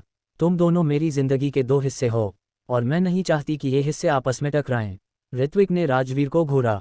तुम्हारी नीयत पर मुझे अभी भी शक है। कोई बिना वजह इतने सालों बाद वापस नहीं आता। राजवीर मुस्कुराया, लेकिन आंखों में तीखापन था। शक करने की आदत बड़े लोगों में आम होती है, लेकिन मैं सिया की मदद करने आया हूँ, उसके पास लौटने नहीं। सिया ने टेबल पर फाइल रखी। ये रिकॉर्डिंग अगर कोर्ट में रही तो केस मजबूत होगा, लेकिन अगर हम आपस में लड़ते रहे तो शायद आदित्य फिर से बच निकलेगा। दोनों पुरुष चुप हो गए। कभी कभी औरतों को पुरुषों से ज्यादा समझदारी दिखानी पड़ती है, सिया ने एक बार फिर साबित कर दिया। कोर्ट में आदित्य की चाल गवाह बदलता है। दूसरे दिन कोर्ट में एक नया मोड़ आ गया। एरियन ग्रुप के साइबर हेड को गवाह के तौर पर बुलाया गया, लेकिन उसने पलटकर बयान दे दिया, मैंने कोई गैरकानूनी एक्टिविटी नहीं देखी, रिकॉर्डिंग फर्जी लग रही है। कोर्ट हॉल में हड़कंप मच गया। सिया के वकील ने तुरंत विरोध दर्ज कराया। माय लॉर्ड, इस गवाह पर दबाव डाला गया है। जज ने अगली सुनवाई तक सबूतों की दोबारा समीक्षा का आदेश दिया। लेकिन अब सवाल था, गवाह पलटा क्यों? सिया पर हमला, डराने की आखिरी कोशिश। कोर्ट से लौटते समय रात के वक्त सिया की गाड़ी अचानक बीच रास्ते में रोकी गई। 4 नकाबपोश बाइकर्स ने शीशे तोड़ने की कोशिश की। ड्राइवर ने होशियारी दिखाई और गाड़ी तेज भगाई, लेकिन एक ईंट सिया के पास वाले शीशे से आकर टकराई, कांच टूट गया और उसकी बांह से खून बहने लगा। अगले ही पल ऋत्विक की कॉल आई। सिया, कहाँ हो तुम? सिया ने कांपते हुए कहा, किसी ने मुझ पर हमला किया है। ऋत्विक की आग, अब कोई रहम नहीं। जब सिया घर पहुंची, ऋत्विक ने उसके हाथ पर पट्टी बांधते हुए पूछा, अब भी तुम कहोगी कि हम लीगल प्रोसेस से चलें? सिया की आंखों में आंसू थे, लेकिन वो दर्द से नहीं, गुस्से से भरे थे। अब ये सिर्फ केस नहीं रहा ऋत्विक, अब ये युद्ध है। ऋत्विक ने कंधा थपथपाया, और इस युद्ध में तुम अकेली नहीं हो, मैं तुम्हारे साथ हूं, और अब एरियन ग्रुप का अंत मैं खुद करूंगा। राजवीर की सच्चाई, एक अनकहा पत्र। उसी रात सिया को एक पुरानी डायरी में एक चिट्ठी मिली, जो राजवीर ने सालों पहले उसके लिए लिखी थी, लेकिन कभी भेज नहीं पाया। सिया, मैं हमेशा तुम्हारे पीछे खड़ा रहा हूं, कभी दोस्त की तरह, कभी छाया की तरह। अगर आज भी तुम कभी अंधेरे में खो जाओ, तो याद रखना, कोई है जो बिना शर्त तुम्हें बचाने आएगा। सिया की आंखें भीग गईं। वो अब समझ गई थी कि राजवीर का आना संयोग नहीं था, वो हमेशा उसका प्रेरी रहा था। आदित्य की हार का पहला संकेत। अगली सुबह जब कोर्ट में सुनवाई शुरू हुई, सिया के वकील ने एक नया सबूत पेश किया। माय लॉर्ड, हमें एक नया ऑडियो मिला है, एरियन ग्रुप के डायरेक्टर की कॉल लॉग, जिसमें गवाह को पैसे देने की बात हो रही है। ऑडियो चला, 5 लाख, बस इतना ही चाहिए उसे पलटने के लिए। ठीक है, कर दो, बस सिया मेहता को कोर्ट में नीचा दिखना चाहिए। पूरा कोर्ट हॉल हक्का बक्का रह गया। जज ने केस को गंभीर मानते हुए एरियन ग्रुप के अकाउंट सील करने का आदेश दिया, और सिया ने मुस्कराकर ऋत्विक का हाथ थाम लिया। एक और राज खुलने वाला है। रात को सिया अपने कमरे में बैठी थी, जब दरवाजे पर दस्तक हुई। राजवीर खड़ा था। क्या हुआ? सिया ने पूछा। राजवीर ने एक लिफाफा आगे बढ़ाया। ये तुम्हारे पापा से जुड़ा एक सच है, जिसे तुम्हें बहुत पहले मिल जाना चाहिए था। सिया ने चौंककर पूछा, मेरे पापा? लेकिन वो तो, राजवीर ने धीरे से कहा, वो जिंदा हैं सिया, और उनका अतीत इस केस से जुड़ा है। एपिसोड 29, अतीत की परतें। जब साया भी सवाल करने लगे। हर बार जब सिया अपने अतीत को भूलने की कोशिश करती है, तभी किस्मत उसे वापस वहीं खड़ा कर देती है। इस बार जो दरवाज़ा खुला है, वो उसके पिता के नाम से जुड़ा है, एक नाम जिसे उसने सालों पहले खो दिया था, या खो दिया समझ लिया था। अब सच्चाई सामने थी, वो जिंदा हैं, और उन्होंने ही राजवीर को भेजा था। सच्चाई का लिफाफा, एक पिटा पड़ा पत्र। सिया ने कांपते हाथों से लिफाफा खोला। उसमें एक हाथ से लिखा हुआ पत्र था, कागज़ पीला पड़ चुका था, किनारे फटे हुए। मेरी बेटी सिया, अगर कभी ये पत्र तुझ तक पहुंचे, तो समझना मैं जिंदा हूं। मुझे मारने की कोशिश की गई थी, और मैं कई सालों से भागता रहा हूं, ताकि तुझे और तेरी माँ को कोई खतरा न हो। एरियन ग्रुप के मालिकों ने मुझे बर्बाद किया, क्योंकि मैंने उनके खिलाफ गवाही दी थी, एक हत्या के केस में जिसमें वो दोषी थे। लेकिन मुझे सच्चाई के बदले सजा मिली। मैं जानता था, एक दिन तू मेरे हक की लड़ाई लड़ेगी, और अब जब तू खड़ी है, तो मैं भी लौटूंगा। तेरा पिता, मानव राणा। सिया के हाथ कांपने लगे। उसके जहन में सब कुछ घूम गया। माँ की आंखों का खालीपन, पापा का अचानक गायब हो जाना, और माँ की मौत से पहले का वो एक अधूरा वाक्य, तेरे पापा बेगुनाह थे। ऋत्विक का समर्थन, हर तूफान में साथ। सिया ने जब ऋत्विक को ये पत्र दिखाया, उसने एक पल भी नहीं गंवाया। तो अब ये सिर्फ कंपनी का केस नहीं रहा, ऋत्विक बोला, अब ये हत्या, साजिश और तुम्हारे परिवार की इज्जत की लड़ाई है। लेकिन मुझे डर है, सिया ने कहा, पापा इतने सालों तक छुपते रहे, अगर उन्हें कुछ हो गया तो? ऋत्विक ने सिया का चेहरा थाम लिया। जब तक मैं हूं, तुम्हारे पिता को कुछ नहीं होगा। हम उन्हें ढूंढ निकालेंगे। राजवीर का मिशन, सिया के पिता की खोज। राजवीर ने कहा, मैं पिछले 2 साल से मानव राणा की तलाश में था। आखिरी बार वो नेपाल बॉर्डर के पास एक गांव में देखे गए थे, लेकिन उन्होंने अपनी पहचान छुपा रखी थी। तुमने मुझे पहले क्यों नहीं बताया? सिया ने पूछा। क्योंकि जब तक मैं पक्का न हो जाता कि वो जिंदा हैं, मैं तुम्हें उम्मीद नहीं देना चाहता था। सिया की आंखों में अब भी सवाल थे, लेकिन राजवीर के जज्बे में सच्चाई थी। एरियन ग्रुप की नई चाल, नया सीईओ।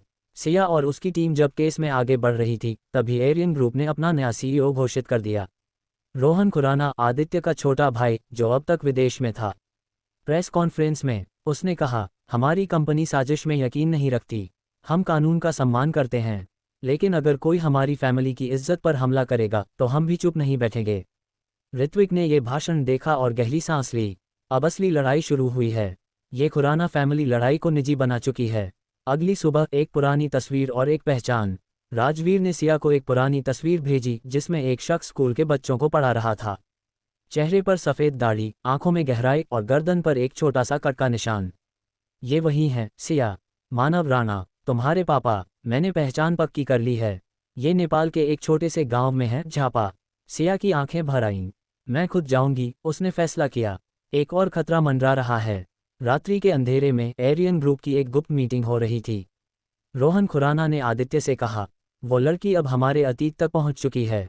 अगर मानव राणा कोर्ट में गवाही देता है तो हम दोनों जेल में होंगे। आदित्य ने सिगार बुझाया, तो उससे पहले उसे खत्म कर दो। और सिया मेहता भी। दोनों की आंखों में अब कोई डर नहीं था, सिर्फ जहर था।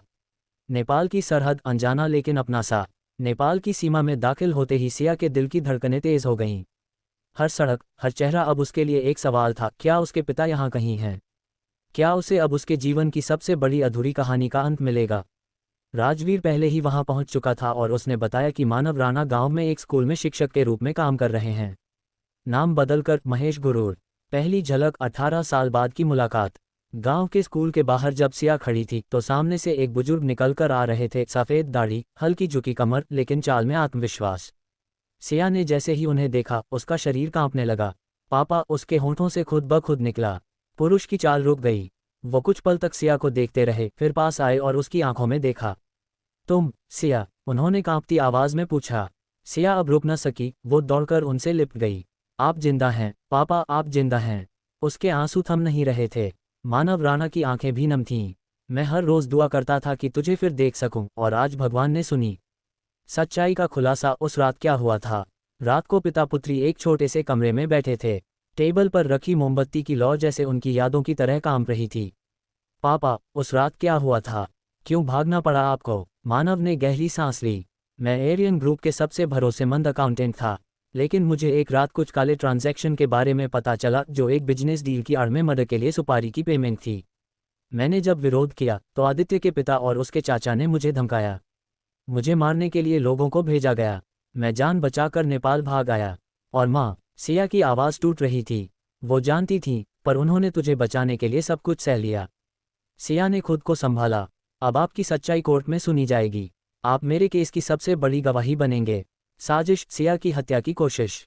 दूसरी सुबह जब सिया और मानव गांव से लौटने की तैयारी कर रहे थे, तभी एक जीप ने अचानक उनकी गाड़ी को टक्कर मार दी।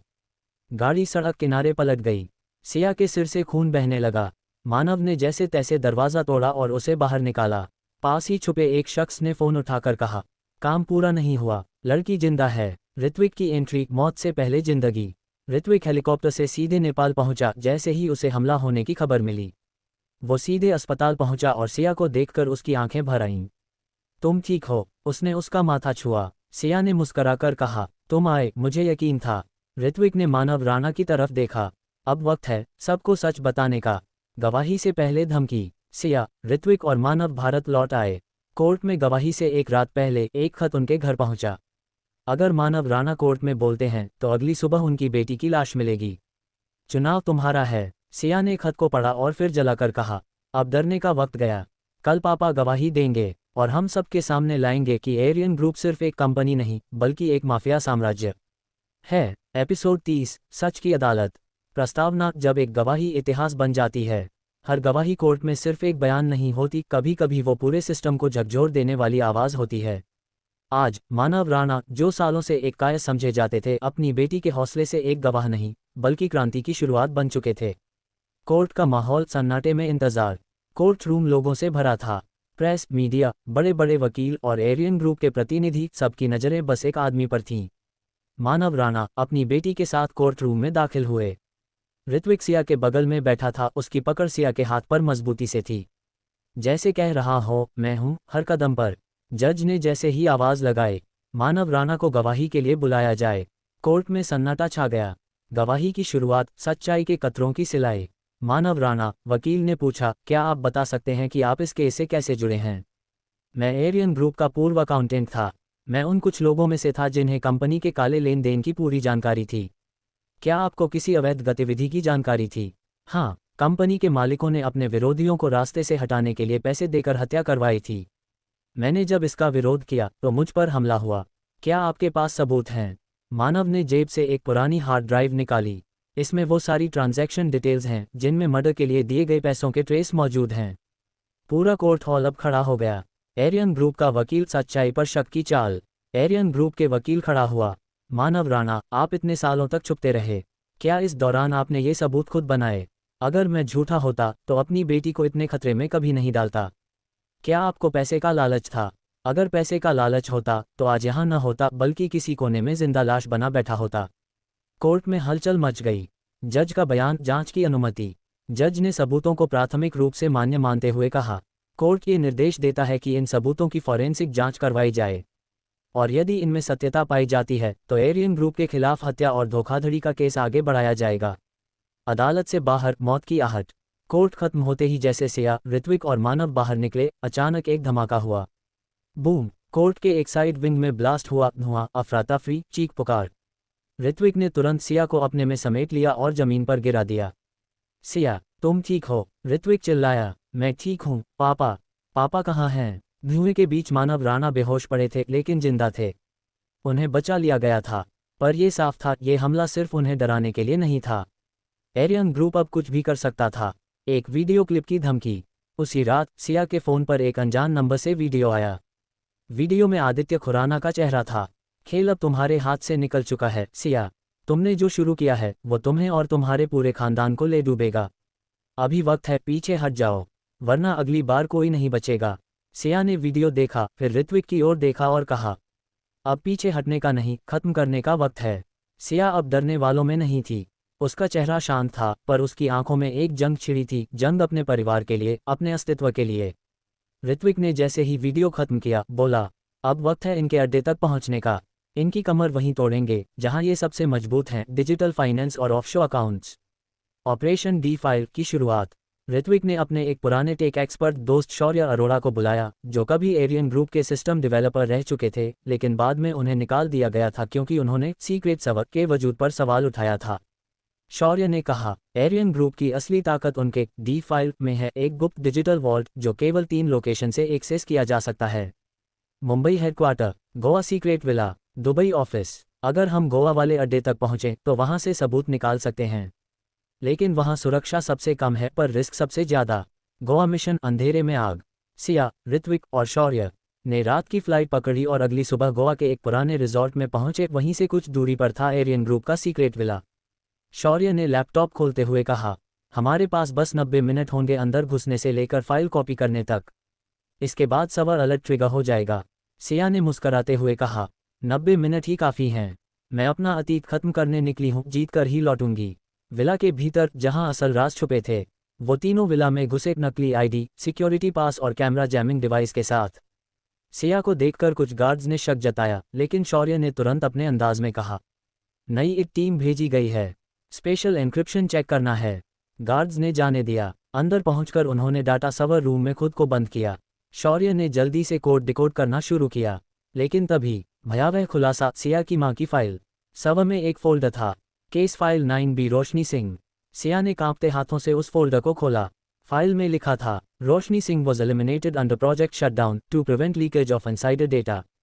She was aware of financial crimes within the Arian pharma division. Order was executed by, cake confirmed by video footage dated January 9, 20XX। Siya के पैरों तले जमीन खिसक गई। उसकी मां की मौत एक दुर्घटना नहीं, एक सुपारी किलिंग थी। मैंने हमेशा सोचा था मां बीमार थी और वो मारी गईं। सिया की आंखों में आंसू थे। ऋत्विक ने उसे गले लगाते हुए कहा, अब तुम्हें न्याय दिलाकर ही चैन मिलेगा, और वो मैं दिलाकर रहूंगा। फिनाले, भागने की रेस। फाइल डाउनलोड होते ही अलार्म बज गया। हमें निकलना होगा अभी, शौर्य चिल्लाया। वो तीनों भागे, लेकिन बाहर 4 गार्ड्स खड़े थे। गोलियां चलने लगीं। ऋत्विक ने अपनी गन निकाली और जवाबी फायर किया। सिया और शौर्य भागकर कार तक पहुंचे। ऋत्विक कुछ सेकंड बाद आया। उसकी बाहों में गोली लगी थी, लेकिन हाथ में फोल्डर था। ये लो, डी फाइल। आदित्य की एक और चाल। मुंबई लौटने के बाद ऋत्विक और सिया ने तुरंत फाइल्स कोर्ट में सौंप दी। मीडिया में हड़कंप मच गया, लेकिन तभी उन्हें एक ईमेल आया। हमने शौर्य को किडनैप कर लिया है। अगर कोर्ट में एक भी सुनवाई हुई तो उसकी लाश समुद्र से निकलेगी। AK सिया ने कंप्यूटर स्क्रीन बंद की और कहा, अब आर पार होगा, या वो खत्म होंगे या हम। आगे के एपिसोड देखने के लिए चैनल को सब्सक्राइब करें।